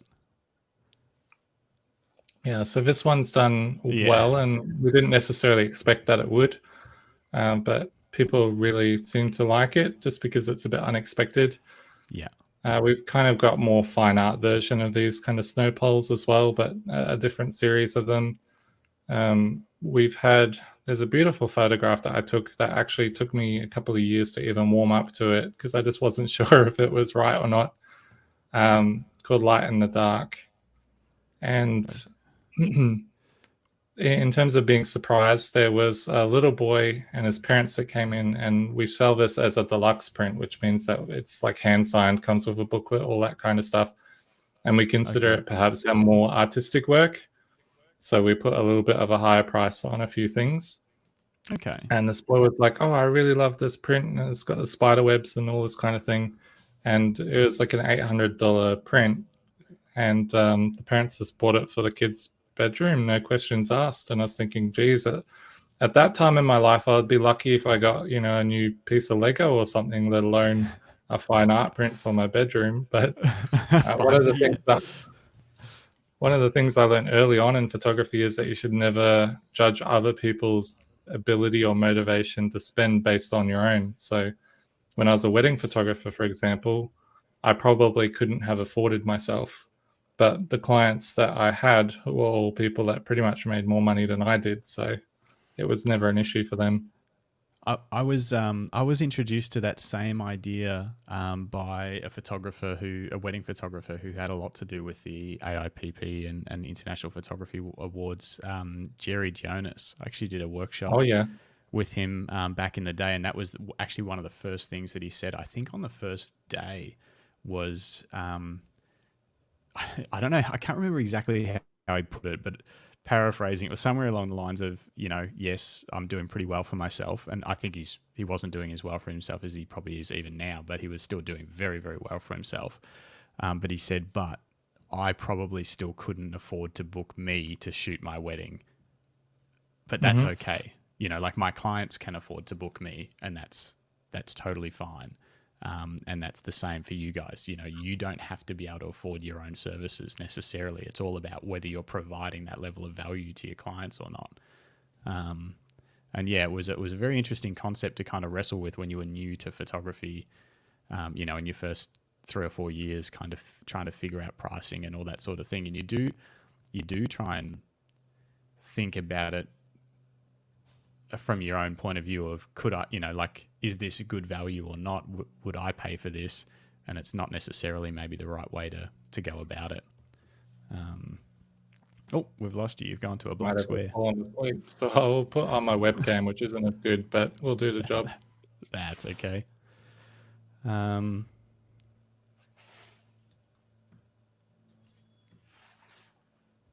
Yeah, once you're back, I'd love to talk through some of the images that you guys have in the gallery. Yeah, sure. We can keep talking, and I'll try and fix this while I'm doing it. That's all right. No stress. Maybe someone will jump in the live chat and give us some questions we can talk about as well, if anyone's still out there listening. Grant actually had a question as well that he popped up before. He's obviously trying to steal all your good spots. He said, what's the Oh, we might have lost him. We've lost Matt, but he will be back. Hang with us, people. We'll look at some of the work from Matt and Mieke. I got to ask Matt when he gets back as well about his trip to Iceland. I think he's going back to Iceland this year, and has been there before. I don't know if this is one of his images or one of Miike's, but it is amazing. That's on the bucket list to get and see the auroras, the northern lights. Still haven't been able to make it there. Oh, Matt's back. Are you back? Should be. Perfect. My browser didn't like me switching devices, so I had to refresh. Oh, okay. That's all right. We've got you. We're back online. I've got a little bit of an echo though. Might see if I can fix this. No, are you getting an echo through there? I'm not hearing an echo, no. I haven't changed any sound, so... Let me just double check my settings. I can put on a headphone now if you like. Yeah, maybe if you can. We're getting some comments saying that they can hear the echoes. All right, I'm going to turn off my speaker, so I won't be able to hear you for a moment. No worries. We'll hang fire. Yelena says she can hear the echo. Grant says he can hear the echo. We'll fix it. Hang in there, team.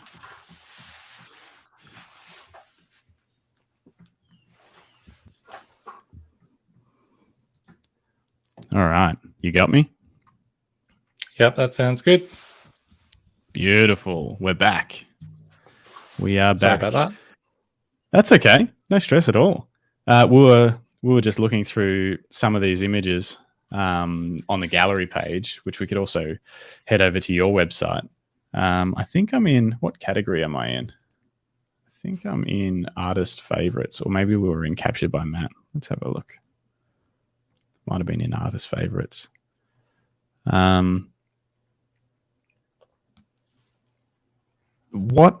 So how do you choose what goes in the gallery? You sort of mentioned you like to have a mixture 50-50 of local and 50-50 of everything else. Actually, before we go to how you choose, does that line up? How does that line up with your sales figures roughly? Have you looked at that? Does it work out to about 50-50? No, I'd say about maybe 60% of the stuff that we sell is local. And then about another 20% is probably stuff that's interstate. And then the rest of the 20 is international. Okay.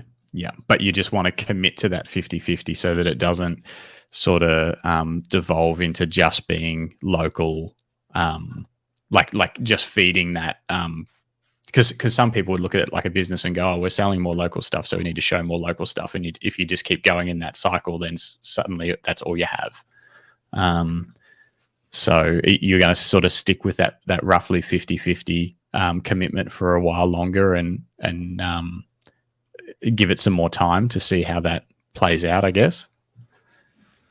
Yeah, I think we'll probably stick with it for a while. For us, it's important that we're showing work that we enjoy as well, and that we also like talking about to people. So I think that will be something that's pretty constant. Yeah, I guess that's something that that also may not, you may not think about until it happens, that the discussions that you have with some interesting photographs, like that you have with customers, that they may not be looking at buying, but those discussions might actually go a long way towards them making a purchase decision for a different photograph, just because it gives them more insight into you as an artist and a photographer. Some of the other work that you've done might, I guess, create more value for them for that original image they were looking at. That's actually a really good point. I hadn't thought about it in that way as well. Just creating more interest and a better experience for a client. Yeah, definitely. And a better experience for us as well, because it's a whole lot of our life that we're dedicating to this. So, yeah, we don't want it to feel like we can only show certain things. Yeah, exactly. This is beautiful. How long ago was this taken? Thank you. It would have been early on when I had just moved to Victoria, probably my first autumn, winter. So a few years now. Yeah, it's awesome. I love it. Is that an image that's been hung in the gallery before? Yeah, as a 18 by 24, I think it was one of our smaller prints. Yep. Yeah, I really like it. Yeah, kind of classic rural scene, that one. Yeah, it's like it could be anywhere. That little branch on the left kind of makes it all. Yeah, for sure. And these birds. Yeah. Tell me, when it comes to editing, what's do you have lines? Do you have rules as far as how far you would go when editing an image, and how do you establish those? I would say they're probably more personal preference. So I think both Mieke and I kind of believe that everybody can do whatever they like with photography, but you want to be transparent about it. So the most that I do probably is combine photos from the same location if I think that gives a better feeling of what that location was like. So, for example, I've got one flight of the shell ducks or something like that, and it was from the Great Ocean Road. And having not lived in Victoria before, going to the Great Ocean Road was kind of a touristy thing for me to do. And I was actually really surprised by how many ducks there were flying around. And so there was one duck that was kind of standing in this center column, and then all of the other ducks were flying around it. But of course, you're not going to get the perfect ducks in every frame. So I combine different frames to select which ducks I want, basically. So things like that I'll do, and I'll usually, like, I'm transparent about doing that. And then there's other shots that I've got that have birds, and people go, oh yeah, you can probably drop some birds in there. And sometimes it's just I've talked to the birds for a long time, and the fate has willed them to fly into the right spot. Yeah. Yeah. Okay. So you would potentially, change or add birds in from another frame or something like that if it made the image feel more like what it was to be there. Yeah. But and I want to keep things authentic in terms of the species and so on. Yeah. Because you don't want something that's really not supposed to be there. And also, when I moved here, the cathedral is a really iconic location in Victoria here, and that's a giant rock stack on top of Mount Buffalo. And I thought, oh, it'd be amazing to have the moon behind the cathedral. And so I went into the planning apps, and I was like, the moon is never going to be behind the cathedral. So I just wouldn't go there, because I know that that's not a real thing that happens. Whereas having a bird from another frame, I'm like, well, that did happen and that was there. So I've got no problem with combining those things. Yeah. Okay. So that's about where you would draw the line. You wouldn't go to a stock photography site and grab a bird and plop it in and change. Like what about things like, and this is also all with absolutely no judgment, because however people want to create their art is totally fine. And like you say, if you're transparent about it, then do whatever works. But what about things like sky replacements and things like that, like a sky from a different day? And I know people do that with I don't know, with various genres of photography. Is that something you would ever look at, or are you more, the whole point of what you do is to get out in the right conditions to capture what you're trying to capture? I think with the way that I shoot, it just doesn't really gear itself to sky replacement. So I've never really considered it, and I'm always like, I don't really have a specific shot in mind when I go to places. I just want to be somewhere that'll be interesting in whatever the weather conditions are going to be. So I'm never like, oh, I need to go to that tree or get that photo. And that means that I'm never really shooting the kind of shot that you want to have the sky replaced in. Yeah. Yeah, I see what you're saying. Yeah, so I just go somewhere and then let the conditions guide me towards what is interesting. Yeah, it's just it's getting it's becoming more and more something I think about. Obviously, with how everything's going with AI and Adobe's new generative fill that can just expand a landscape and add things into, you know, a mountainous landscape that were never there.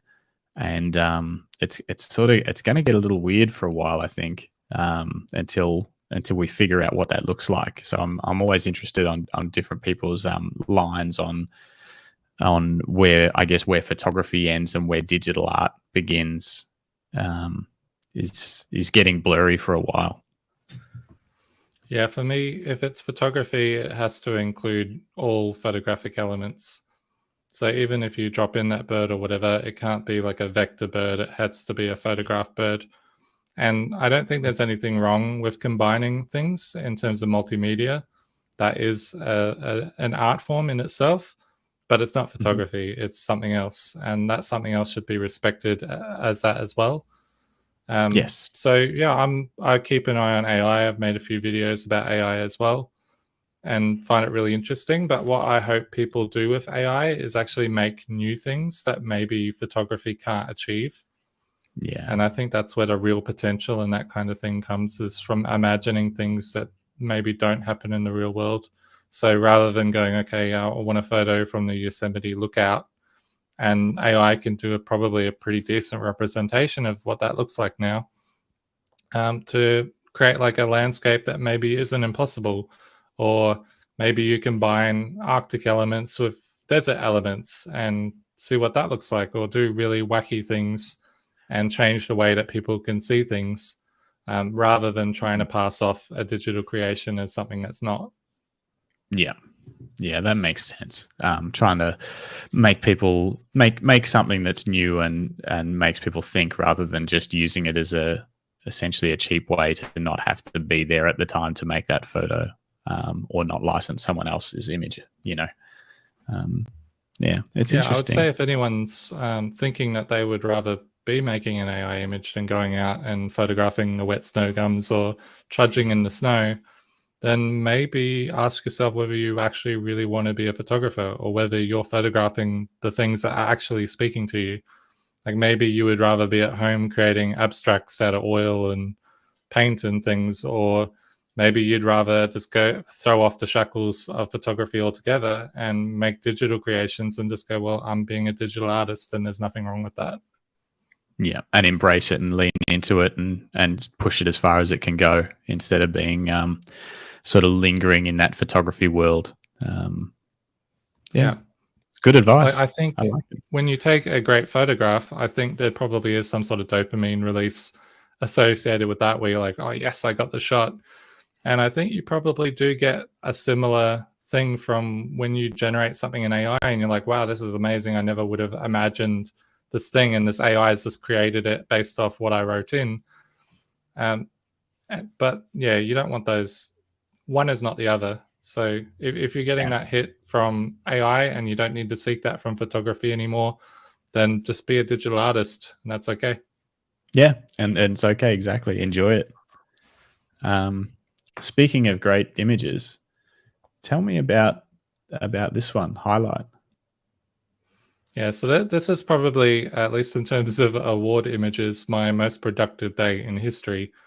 So this was on the outskirts of the Harz Mountains National Park, and I was photographing for a project, Ash, that is documenting all of the fire damage that was down there.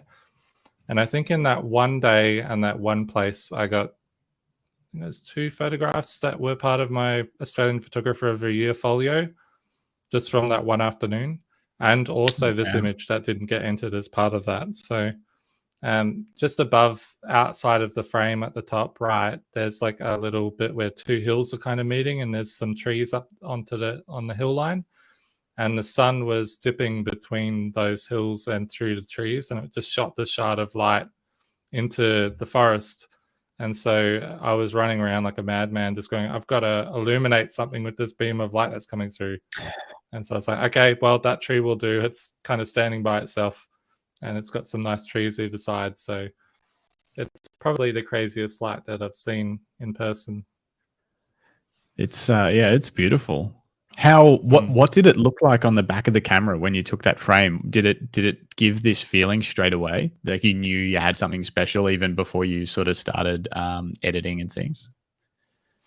I knew that there was something there. It probably didn't look as good on the back of the camera because I hadn't white balanced or anything. Okay. So the whole frame was very orange, whereas the scene didn't look very orange. But cameras tend to interpret color a little bit differently from the human eye. So that's something that I saw a lot in concept photography is you'd think that an image is almost blowing out, but then when you take away the color, it's actually all midtones or even almost all shadows, because sometimes the color channels can get so kind of overloaded on one channel and not on the others. Yeah. So yeah, I knew something was there, but it did need a little bit of finesse to actually pull back on the colors and things that were coming through. Yeah. Yeah. So it needed a little work, but you still, yeah, I'm sure it still would have looked special. Just that, that shout of light's beautiful. I know that that feeling though when it's happening and you're like trying to, you're trying to find the right spot to make this work and to capture it and things. And yeah, sometimes you don't even get it, but this time you did. Yeah. Usually when there's some sort of epic rainbow going around and you're like, oh my God, I've got to find a composition that can suddenly fit this rainbow in. Yeah. Yeah. Have you ever captured a rainbow that that has made it into sort of this level of work? Yeah, there's a couple in there. I'm not sure if they're easy to find by scrolling, but there's one of the Sentinels in Tasmania, and that area of southwest Tasmania, on any given day, you might see 5 kind of fronts of rain go through and then clear up and then rain and then clear up. So down there is kind of rainbow central. And so I've gotten some nice photos down there of it. And then there was another time in Queensland. Actually, I think there was one just up there with the little house. In Queensland, there was another rainbow that was super vivid. And I was like, oh, I've got to get something with this. And all I could find was like a dead little shrub. And I didn't think much of it at the time, but it actually ended up kind of being meaningful because it's like, oh, you've got this little dead shrub, but then the rainbow is shining down on it, maybe offering some sort of hope. So it wasn't intentional, but it kind of had some metaphor in the end. I like it. Yeah, it's one of those things. I can't remember. I don't think I've ever taken a good photo of a rainbow. I've seen plenty and never been able to make it something special. But there's still time. There's always still time. Is this from Iceland? Yeah, that one is. So that was an interesting shot to take because for this project, which is documenting these abandoned places in the Iceland wilderness, I probably did maybe 200 hours of research, and it was really probably a lot more time than it would take if you could actually read Icelandic. But I was finding all of these places and GPS coordinates and things before I went over in winter so that I could photograph these places. And this one in particular used to be a trades college where they would teach people how to fix cars and all this kind of thing. It's located in the south of Iceland, just in the middle of nowhere. And I had read that there was a caretaker that was sometimes on the premises, and I found the guy's name. No way to contact him, of course. But I kind of rolled up to the place and then walked in without my camera or anything and just called out this guy's name to see if he was around, like, hello, so-and-so. But no one was there at the time, so we kind of had a bit of a respectful wander. It's so how many images have you made for this collection so far, roughly? There's probably maybe 20 to 30 good images and probably 1,000 bits of rubbish that make up 20 to 30 good images. So when you're in these places, you take the opportunity to shoot all sorts of different things of them. And then the one that ends up getting used is the one that you thought was probably the good one to begin with. But it's sometimes just worth to continue exploring. Yeah, exactly. I mean, you got to keep pushing. But how did you come up with the idea for abandoned? Like, had you seen this kind of work before and you wanted to expand on someone's idea, or like how many times have you been to Iceland? So I first went to Iceland in summer before it was popular, and I don't say that in like a bragging way, but just it wasn't really on the radar yet, and it wasn't even on my radar yet. Yeah, Um, so I went over there, and I was just blown away by the country in general. Like I say to people that you'll see a waterfall at the back of somebody's farm, and they don't bother to give it a name because it's just, oh, that's the place of Johansson's farm or whatever. That's his backyard. And over here, if you put the same waterfall and over here, it'd be like, oh, yes, that's the national attraction. Everybody must go and see this waterfall. yeah, It's just like a visual bombardment. And that's how I approach it the first time. I was just like visually bombarded, want to take photos of everything. And that was a good experience. But the second time that I went back, we went in winter. I was like, okay, well, I've done the whole being dazzled by everything. Now I want to take photos that feel the way that Iceland feels to me.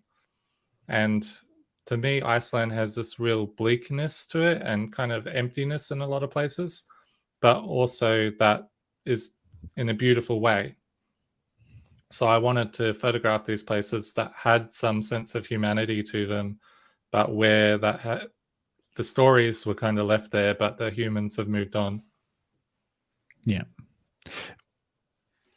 And did I see you're going back this year? Yeah, in a couple of months, we're taking some photographers over. Well, we're going a little bit earlier because when we run a tour, it's all about the people that are on the tour. Mm-hmm. So, as guides, even if there was a rainbow over some icebergs and things, our priority would be making sure that the people that we have as guests are taking great photos of that. And then once we're sure that they are all happy and nailing what they want, then we are allowed to shoot. But Yeah. before that, it's not about us, it's about them. So to kind of counteract that, we give ourselves a little bit of time before and after to shoot some personal work before we do that tour. And that way we're less inclined to feel upset when we see amazing things and don't get to photograph them. So Yeah. And so when you say us, that's you and Mieke running that tour together. yeah. With how many photographers? How many will be joining you? I think it's 12. And Yeah. so we've got our local guide as well, Kaspars, who's joining us. And it's not so much for directions, because I know Iceland probably, as well as many of the guides that live there. But you need to have an Icelandic tourism license to legally operate. And they only give those to Icelandic residents. So you pretty much have to have an Icelandic resident of some sort with you when you run a tour, whether that's through your transport or through a guide or so on. Okay. Yeah. It makes sense. So you'll take them over. How long will the photographers be with you? The tour itself, is it a week or 10 days? So it's 10 full days of photography and then a load in, load out day on either side. So one of the things that I don't like about tours is when they're like, oh, this will be 8 days, but actually you arrive at night on the first day and you leave in the morning on the last day. So actually it's kind of more like 6 days. So we're really careful about saying 10 full days. And for those 10 days, it's going to be chockers full of really good opportunities. Yeah, man, it's on my bucket list, that's for sure. Going over there, and I feel like I love exploring places by myself, but I also do, going with someone who's been before and can take you to somewhere amazing that you might not even know you've just driven straight past if you're there for your first time, just kind of figuring it out by yourself. You would certainly get so much more out of it. In a group setting too, when you've got sort of like-minded people to hang out with and explore with. It sounds like an awesome trip. Yeah, we got a really good group of people this time. Well, two questions. One, how did you find that group of people? And two, what's going to happen with the gallery while you guys are gone? So to find those people, Mieke's got a pretty good social media audience, and it's not like she's got millions of followers or anything like that, but the followers that she do have are very engaged with her as a person, and in what she creates. And so I think pretty much she sold 10 of the places based on her audience, and I probably sold 2 of those based on people that know me personally as well. It's And not I a think competition, though. It's fine. no, It's not. I already know she's won that competition, so that's okay. I think one of the really valuable things, though, is having a really experienced and creative and a guide that's a woman, but also has an education background as well. So I think we get an audience that knows, like, are really comfortable, because it's not just a bunch of blokes that look like me running a tour. It's also a really strong woman that's seen within landscape photography as producing really great work, and they want to learn from her as well. Yeah. So I think we actually have an advantage in that sense. And women are probably more comfortable joining us on tour than maybe they might be with some other men that they've never met before. Yeah, At least for that's my sure. hope. I think And so. in terms, I was going to and say the also, gallery, we're just going to close up. right. You're just going to close for the time that you're gone and have a little break. And it's probably, it's just before, that'll be just before spring. So before things start to get busy again. Yeah. So we really see it this, like, we probably won't get a lot of activity that we'll miss until the immediate lead up to Christmas. So September, October, we're pretty safe. Yeah. Yeah, nice. Oh man, you must be excited. How long has it been since you've gotten away? Oh, I think last time I was in Iceland was 2015. Yeah, okay. You'd be itching to get back there. Yeah. And it's a country where, like, I've had a pretty nomadic life and I haven't really been connected to any particular place. But Iceland, when I first went there, I was like, oh, this feels like home. That's a weird feeling. So I've never really felt like I was at home anywhere. So I'm looking forward to kind of reconnecting in that way. Yeah. Yeah. Wow. What happens if you go over there and it really, really feels like home? Would you ever consider moving away from Australia? In the past, I might have, but these days I've got a pretty good reason to stay here, and we'll just see what happens. Yeah. But definitely, if it wasn't so hard to move there, Iceland would be under consideration. But I'm also conscious that the Iceland that I experienced 10 plus years ago is slightly different from the Iceland of today. So even just in the last few years, I think they had a few years ago about 500,000 visitors. And this year it was like 1.7 million visitors. And even wow. between visits, there are places that felt really special and intimate the first time I went there. And then the second time I went, even in winter in the off season, it was like they had become a little bit like a theme park in the time that I'd been away. So like there's like now a cafe and viewing platforms and all this sort of stuff. And it's necessary because you've got to manage that amount of visitors unless you have some sort of system where you say only this many people can come, which hurts the local businesses, of course. Exactly. But, there's plenty of places off the beaten track as well that a lot of people don't know about yet. Just got to keep searching. But it is hard when you go back somewhere and you have these really fond memories and you sort of go back and it's all a little bit more developed and a little bit more touristy, and it's lost that magic that first time that you went there. I get that. It's happened to me a few times. It's I did a lot of snowboarding in Japan, and I was sort of even late to that. I can imagine what it would be like for the people that were going there for the 10 years before I went, but it was like every year certain places just got busier and busier, and so you sort of went further and further off the beaten track into smaller and smaller resorts that were more local until now it's pretty busy everywhere. So you've been to Japan a number of times then? Yeah, 4 times. 4 times for a while there. I was going every year. I was taking photos for a snowboard tour company that kind of just started off. I went on one of their tours and took photos while I was on it, and then the next year they offered me, a free trip, and then the year, like, it sort of worked towards paid work kind of thing. And it was great. I love that place. So cool. Yeah. But I haven't actually explored it much beyond what we did, as I've only been there in winter. And it's only been centered around snowboarding, and then some time in Tokyo every time, and that's about it. I haven't sort of explored much beyond that, other than train travel in between snow resorts. Yeah, is it somewhere you've been?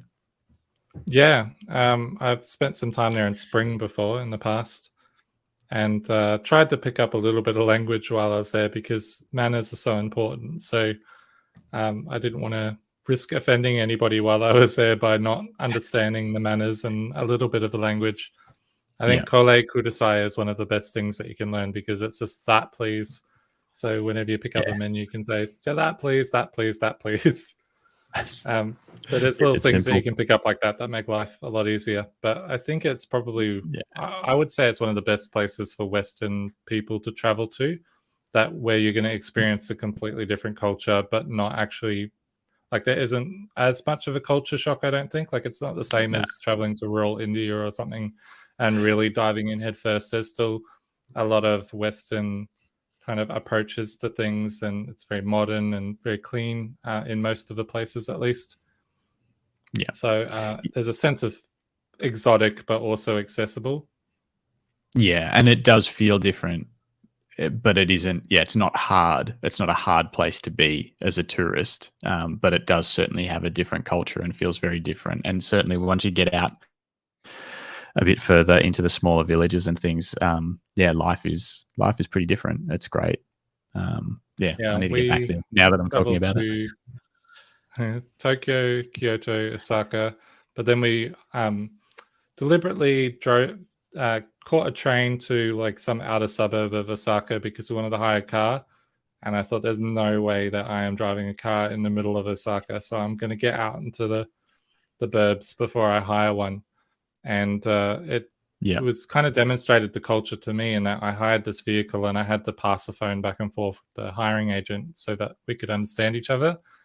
And I thought that they had included an e-tag with the vehicle, which they had not. And so I ended up on a toll road and went into the e-tag thing, expecting the little boom arm to open up and make a beep. And that did not happen. Ended up blocking the highway. No. So I was pressing the little button that you have to press, saying "Gomen nasai," which is sorry, and kind of throwing some words together to try and indicate that there was no way that I was going to get through this boom arm. And the guy rushed out and he took the change, opened the boom, and all was good. But everybody behind me, they were just sitting there quietly and very politely. And I like had two tradies behind me in some sort of truck, and they were just sitting there quietly. And I was thinking, geez, if this happened in Australia, I would be hearing all sorts of insults and swear words and horns. And just constant horns. Yeah, that would be It's such a polite culture, but not necessarily in a way that you have to worry about it too much. It's just like kind of feels traditional.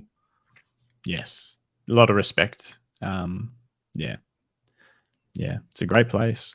And so like it's you see so much street photography from Tokyo, but you just can't walk around there with a camera and not do it. It's like there's some sort of, I don't know, just the way the light bounces off and all the colors that they use in their city and stuff. It just, I don't know. It's like you're in a movie or something. You just have to take those photos. I never do anything with them, but I do take them. I love it. Did you have you ever dabbled? Oh, sorry. Sorry, I was just going to say, if you've made the pilgrimage, I think it's to Yodobashi camera in Tokyo. Yes. Yeah. We did a bit of a camera store. Yeah. Oh, it's massive. Yeah, we did a camera store tour. 7 levels.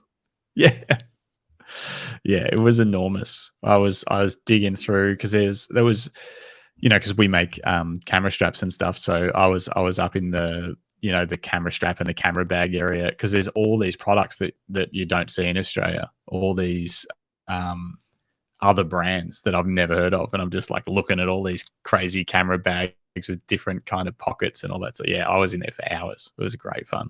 But that place is massive. I think I bought a microphone and a monopod actually. Yeah. Yeah, you could easily do some damage in that place. Like you walk into an Australian retailer and they might have space for say 3 lighting stands. And then you go over there and it's half a floor of light stands and modifiers, soft boxes, beauty dishes, like Yeah. hundreds of them. Yeah, Everything you every could ever model dream from of. every brand. Yeah. Yeah, place is amazing. Have you like, are you still shooting with Canon? Have you changed gear across your career? So I'll preface this by saying I think they're all good. I don't think I don't think you can go wrong these days. However, No. at the moment I'm with Sony, and you kind of touched on it a lot earlier when we were discussing the Mark III. I was on the Mark III for a long time, and I was kind of waiting for that next big evolution. And it Yeah. felt like that evolution never really came. And it Yeah. did later with the mirrorless that Canon released. But that was quite a long time after. So I had the allure of the Sony mirrorless systems that were doing new things and really good sensors and things on the side. And I was like, oh, okay. So I ended up switching to Sony. And I would say, in terms of image quality for digital SLR, they're probably like right up there with the best. That said, I do miss the Canon robustness a little bit, and even like the Nikon robustness. So I Yeah. feel a bit more confident with putting a Canon or a Nikon through some heavy weather and difficult conditions than I might with a Sony. Like I feel like the Sony is more like a precision instrument that you need to care for a little bit more. And the Nikon and the Canon are the ones that will like come with you every step of the way, and you can have snow piling up on top of them and they just keep going. Yeah. Yeah. Okay. So what Sony are you shooting with now? The A7R5? The 4. The 4. Yeah. Which is sort of same, Yeah. I guess, for landscape, really. Yeah, I didn't really see a whole lot in the 5 that would justify me having to move just yet. Yeah. What about lenses? What do you have any go-to favorite lenses or focal lengths that kind of really speak to you? Yeah, well, I think I really like telephoto lenses, and I think they're underutilized in landscape photography. So for anyone out there, if you want to say photograph a road in the distance and then there's a giant mountains or so on in the background, then if you want those mountains to look the way that they feel to you, a wide angle lens is probably not going to cut it. So I like wide angle lenses to bring up things in the background like mountains and create this sense of scale. But I also like if you're in a place maybe where you're in a grand vista, and naturally you think, oh, I want a wide angle lens so I can capture this grand vista. I tend to stop and think and go, okay, what is it actually that I like about this whole scene? And I'll just photograph that bit. So it might be like the light and the way it interacts with a few trees that are to the right, and I'll zoom in with the telephoto and just get that bit. Yeah. And of course, I still shoot some wide stuff, but telephoto I do a lot of work on, probably maybe 70%. Yeah. And when you say telephoto, would you be talking generally 70 to 200 or extending beyond to like a 100 to 400 or something like that? Yeah, I used to use a 70 to 200 with the extenders. And then when I moved to Sony, I didn't want to just change my Canon kit into the exact equivalent Sony kit. Yeah. I'm not sure why. It's probably just weird personal stubbornness, but I thought if I'm changing platforms, I want to feel like it's actually different as well. So Yeah. I ended up at the time going to 24 to 105 and 100 to 400 just for Yeah. something different. And also because I wasn't shooting weddings at that time, not having the 2.8 or a lower aperture at the bottom end didn't bother me as much as it would have had I wanted it as a workhorse kind of kit. Yeah. I've since kind of gone with the 24 to 70 again, just because the quality is just so good. Yeah. And the 24 to 105, it's versatile, but it's just not as good as that lens. But the 100 to 400 I use a lot, and the versatility of it is pretty good. Yeah. I remember I And so, bought that one in Tasmania, and I had to go to JB Hi-Fi because there's not many retailers down there, and they had to do a special order to get this lens in. And it was almost like this mythical thing had arrived in JB Hi-Fi in Tasmania, because I was like, why would anyone spend this much money on a lens?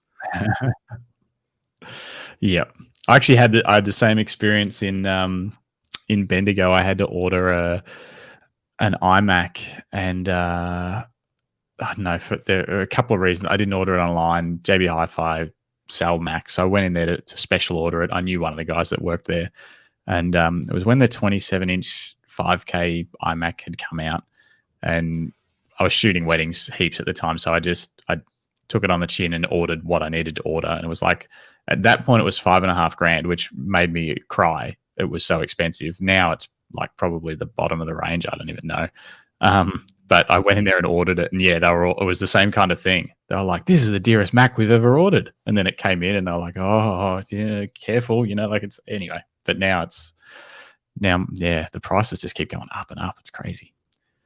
But yeah, I don't think they do a lot of the higher end lenses and stuff. I mean, in Bendigo, they don't have a lot of stock of camera stuff in JB Hi-Fi. Yeah, you're not going to sell that kind of thing every day. Hang on, we're getting a message in the live chat regarding our NBN status. Pause the conversation. Let me know if I need to tell the workers not to cut the internet yet. Professional podcast. Yeah, it's not the most professional podcast, but we're making it work. I'm currently on 5G, Yelena, so you can tell them they can cut our internet. It's no problem.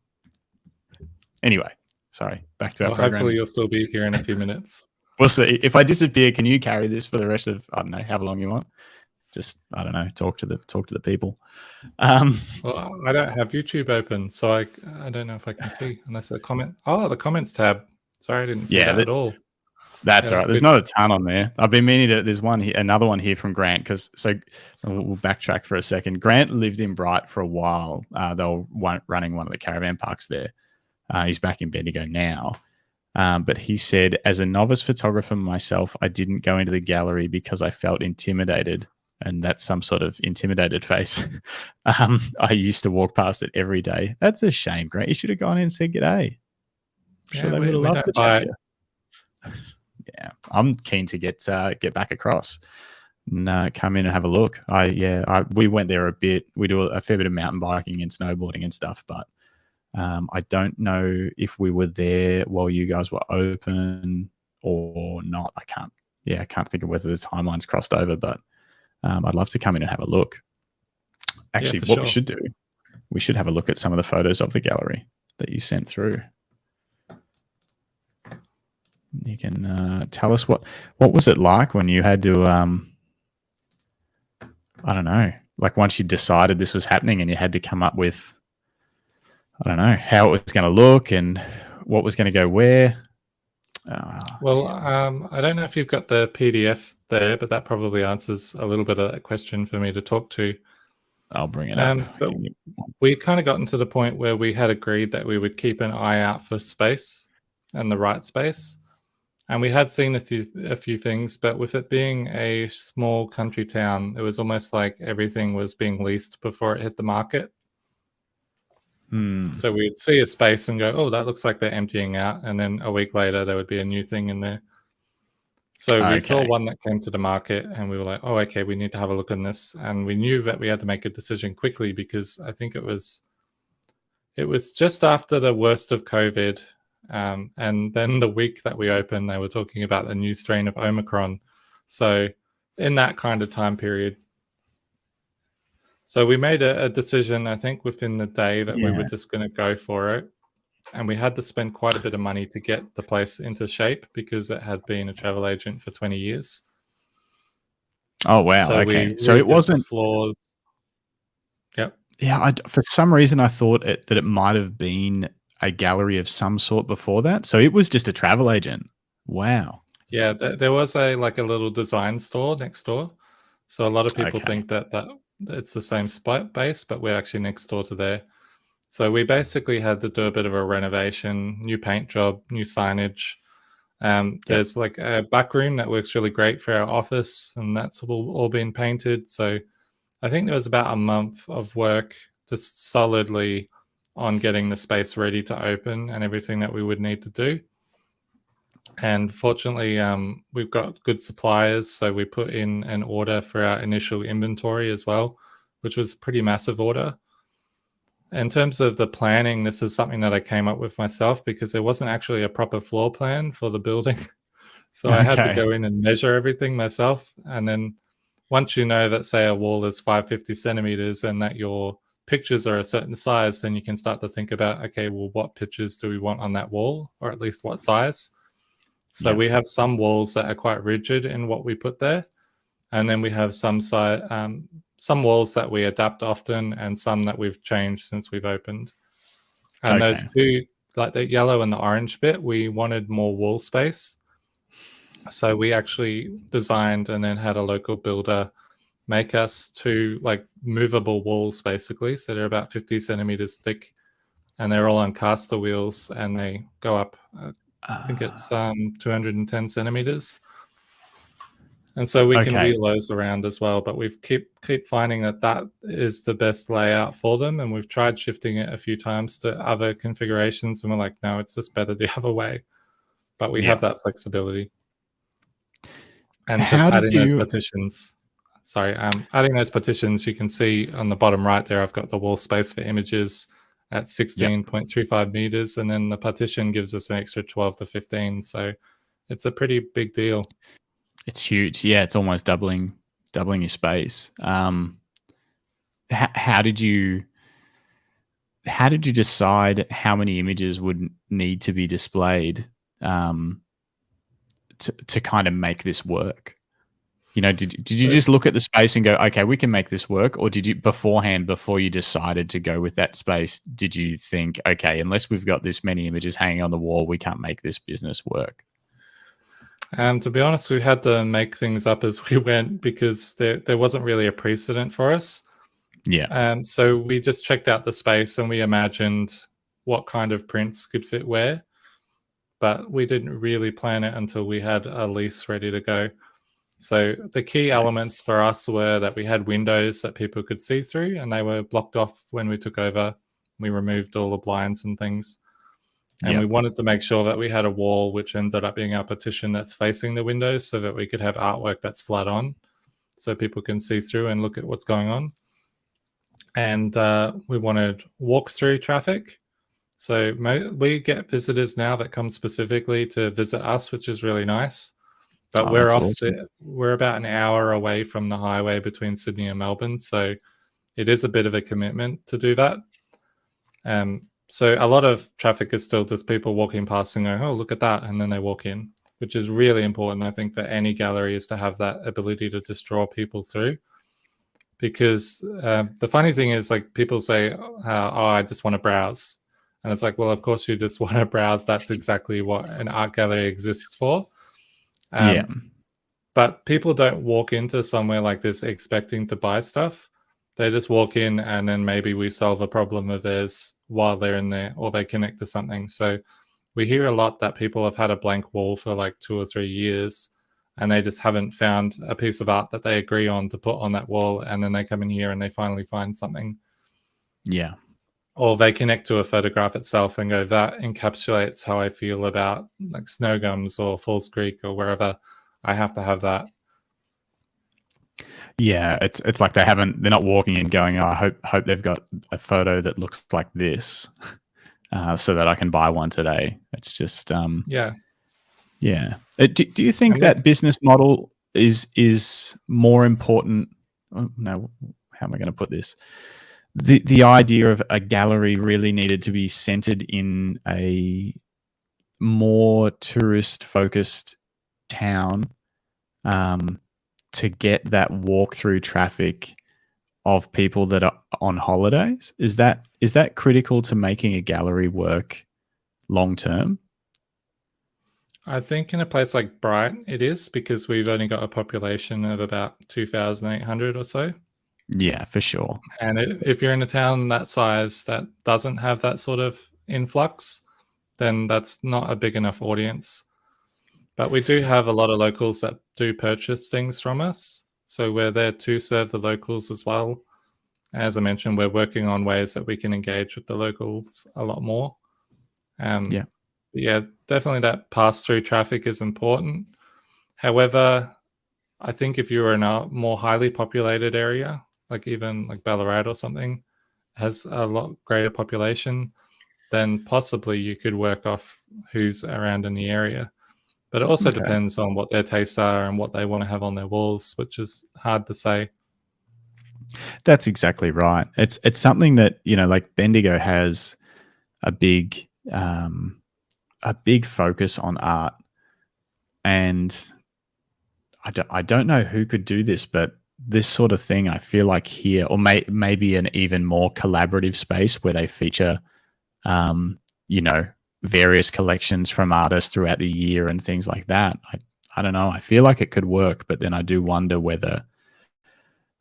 um, whether Bendigo has enough tourism to support something like this. I mean, we're a much bigger town than Bright, but yeah, you see Bright in autumn and summer and stuff, and it's just full of people from all over.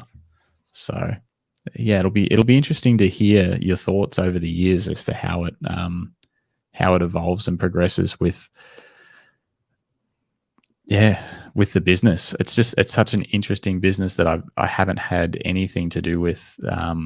I don't know anyone that's ran a gallery, really. So I'm really excited to see how it goes.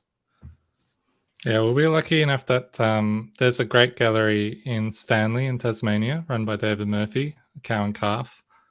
And it's a very eccentric gallery. So it has David Murphy's photography, but also some photography from other people, and also sculpture and maybe even a painting or two now and then. But we found it really valuable to sit down, have dinner and some drinks with him and go through his experiences, and not necessarily copy what he does, but just learn from what he does and work out what the right path is for us based on what we can learn from other people's experience.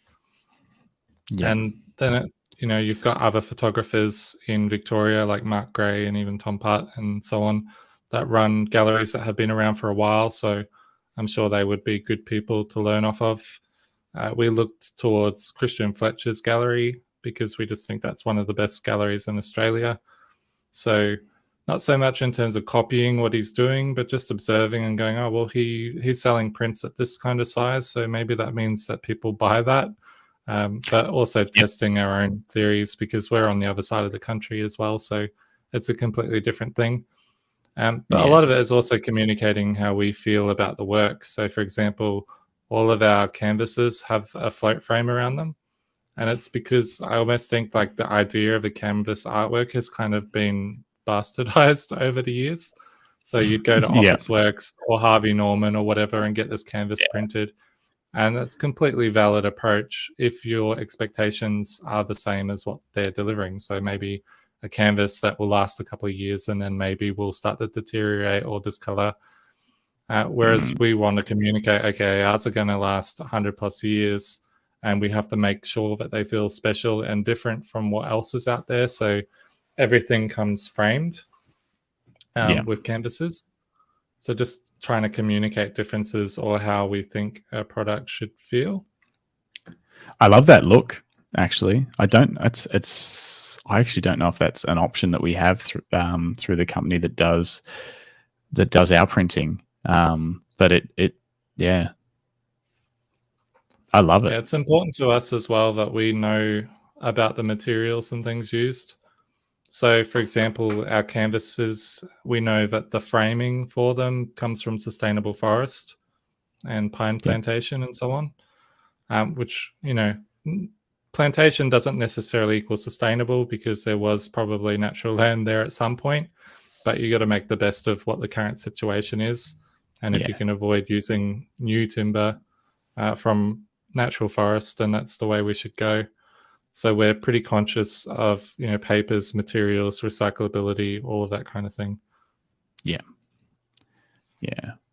I think, and it's all that sort of stuff that helps put together the story and the feeling that you guys are trying to get across when someone comes through the door. Yeah, I think to get away from what you've said, where you're just selling a piece of paper or something like that, and people are just looking at it as a just a product. Everything comes into play. Yeah, we kind of see our role, like we've got a gallery, but we directly benefit from the natural world because that's what we're photographing.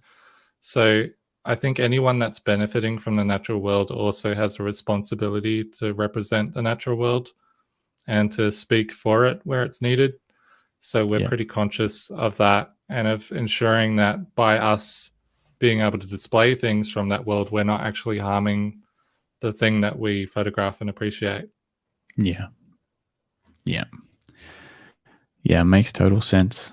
Yeah, it would be, I mean, I'm sure it gets done by large companies and things, but yeah, it would be a shame to be exploiting something that you're hanging in framed pictures in your gallery, you know. So, but I don't know.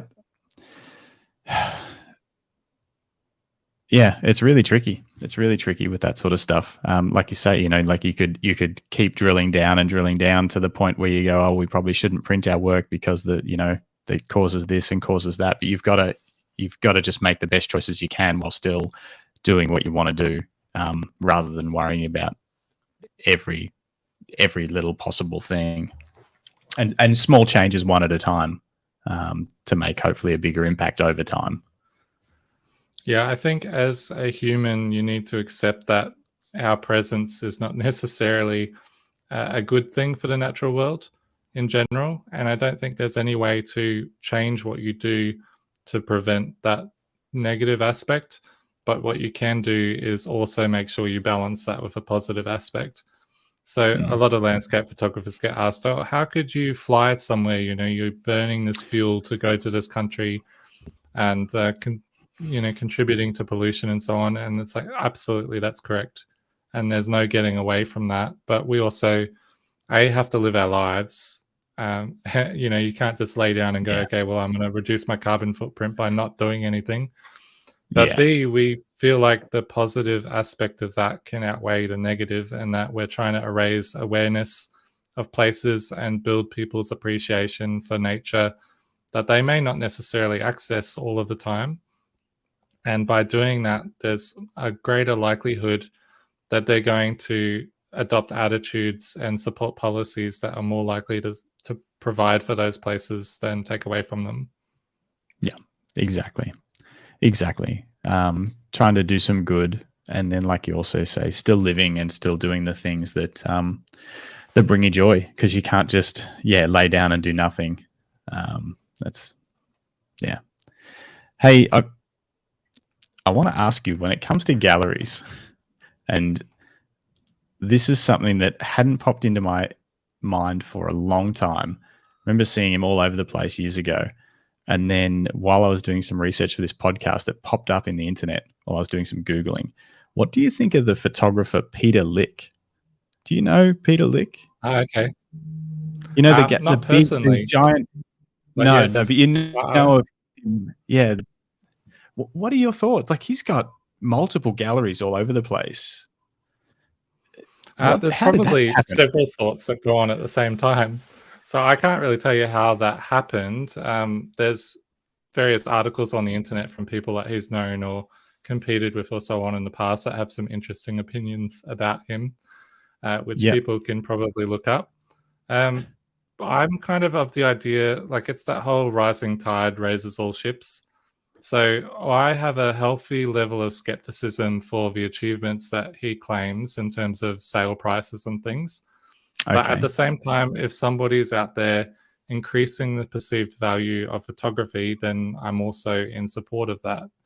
So I'm not necessarily a fan, but I also am not a detractor either. And what I do value is really transparent business practices and doing the moral and ethical things. And some people online may claim that there's some interesting aspects of that to be discussed. And then, of course, there's a bit of the meme with the whole clouds behind the moon photo. Yeah, so that's the one that popped into my head. So, yeah. But one of the things that, like, a memory of Peter Lick that I have that's quite personal, that I kind of actually found a little bit sweet, was that when I used to do the print awards in Queensland, before I judged them, I actually volunteered as a print handler.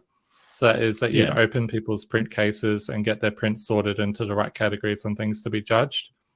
And every year at this little TAFE in Queensland, a print case from Peter Lick would arrive with his various prints to be entered into this little competition that's 10,000 kilometers away. And I just thought, well, how sweet is that he's got this international success and this brand, but he still values the roots of where he came from, and he still enters this competition that he could easily ignore, but he still finds value in having the little prints in that competition and getting his silver awards and things and putting it on the website. And maybe his peers don't necessarily see the value in that, but he does, and some of his customers do. So I reckon all power to him. That's super interesting. I wouldn't have thought, that at that point he'd still be submitting work to competitions. You assume once people have that kind of aura around them that they would just leave all that behind and focus on their own galleries and that kind of thing. So that is really cool. Okay. Yeah. Yeah. I thought it was a kind of nice contrast. This guy that has various claims of selling prints for $6 million, but still submits his small prints to this little print award back home. So that's super interesting. It would have been fun. Did you open his prints? Did you say? Did you ever? Yeah. You did. You don't you know opened whose print case it is before you open it. You just open it and go, "Oh, okay, that's Peter Lick's prints." That's kind of cool. Yeah, that's and I'm very sure cool. He probably got an assistant to work out the details, but he would have decided what was going in. Yeah, exactly. I mean, it's still got his name on it. I'm sure it wasn't all just automated by his employees. So what about the future? What's other than Iceland? What's on the radar? So for me personally, as a photographer, I'm driven by projects. So in Tasmania, I kind of found a few niches that were my thing. So I was working with Bonorong Wildlife Sanctuary to do pro bono work with them and collaborate, and also the Ash Project and a few other bits and pieces.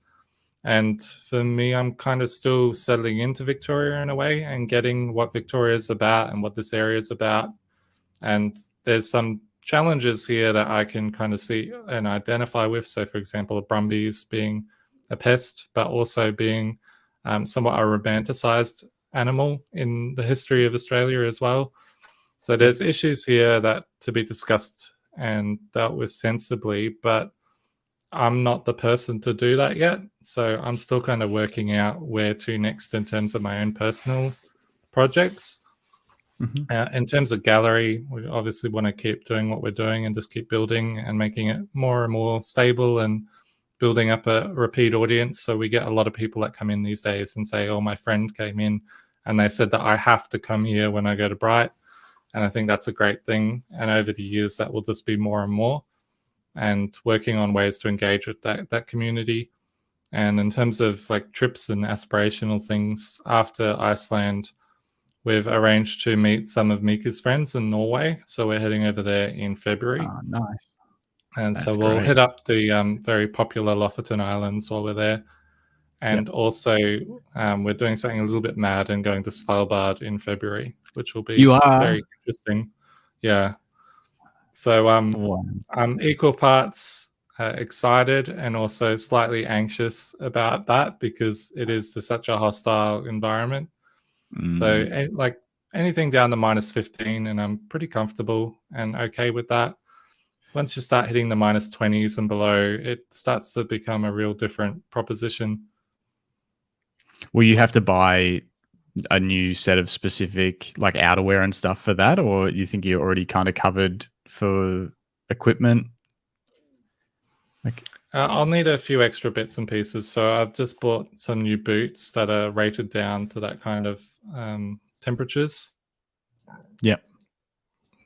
And that you're walking on ice the whole time, so a lot of that cold comes up through the sole and things like that. There's a lot to think of there. And then also with Svalbard being so cold, there are things that I just never thought of that I've read about. So for example, if you say you want to run around and warm up a bit, but then you actually get too warm because you're running around and you've got all this gear on, so then you start sweating. Well, as soon as you stop running around, that sweat actually becomes ice, and you've got now pieces of ice in your shoes or on your body. So there's all kinds of behavioral things that you need to keep in mind. Yeah, it sounds crazy. I get addicted to like the YouTube videos and stuff of Svalbard. I love it. I love the idea of going there. That's so cool. We'll have to do an icy trip sometime. A what? Sorry. An icy trip sometime. Elaine is saying that I love an excuse. That Elaine is my my partner. I love any excuse to buy new gear. So yes, that is true. I do that. Yeah, it's so cool. I love cold weather. I love all that sort of stuff. Do you friend of mine, we actually sell them on our online store for Australia, but a friend of mine makes photography gloves. Do you use anything like that when you shoot in cold the Valorant temperatures? ones or something like that? Yeah. Yeah, so I've heard good things about those, and I'd be keen to try them out sometime. I'm using gloves from the Heat Company, which I've got mixed reviews on. So a lot of people swear by them and say they're fantastic, and I think they are pretty good. But they also, those people that do the really kind of crazy photo sort of stuff where they're out in the middle of nowhere photographing Arctic foxes and things, some people have said that they can wear a bit too much, and then you have to either replace them or get something else. So they're maybe not as robust as some other gloves. So yeah, we've got those, and they're like a layered system. So we've got an inner, outer, and then you can get like a polar mitt if you need to. Yep. But 2 layers does us just fine in Victoria, at least. Yeah, it exactly. does actually get pretty cold here, down to probably -12 or so, but that's not too bad. Especially if it's windy up on the mountains, it gets chilly. But yeah, I usually find like a glove liner, and one of their bigger gloves is more than fine for Victoria. But yeah, I can imagine going into the Arctic spots. I mean, they're located in Norway, so they're used to. They make big Arctic mitts and all that kind of stuff as well. So if you do ever want to try any, I can send some across. They love supporting photographers, especially that are doing tours and that kind of stuff too. Just so they're getting people using them out in the real world and keeping photographers' hands warm. But yeah, that would be cool sometime. Yeah, I'll talk to them and see if we can get something across to you to check out before you head off. Cool. We should probably let you get some lunch or something. It's almost 2 o'clock. Yeah, let you get your internet cut off. Yeah, I know. I'd say it's probably already happened. My phone's pretty much on fire from being hotspotting for a couple of hours, but it's been good. Thanks so much for your time. I know it's your day off today, did you say? Yeah. So we don't have proper weekends. We just have random days during the week. Yeah. And then just alternate who's covering what when you are open. Yeah. Well, hopefully maybe one day Mieke would have time to come on. I'll have to extend an invitation, see if she would ever be willing to come on and chat about her journey. Yeah, I can say. I'd say it'd be a good value to the audience who's had a pretty impressive photography journey and a lot of different life experiences that people wouldn't expect. So definitely. Yeah. And thanks for having me on as well. It's been good. Oh, no, I really appreciate it. It's just, so great to catch up, but I definitely need to get across and see the gallery and meet you guys in person, hopefully soon. Yeah, that would be good. All right. If you're here in winter, we'll take you up the mountain. Oh, yeah. Well, now we're talking, especially when it's snowy and windy and cold. All right. Too easy. We'll sign off there.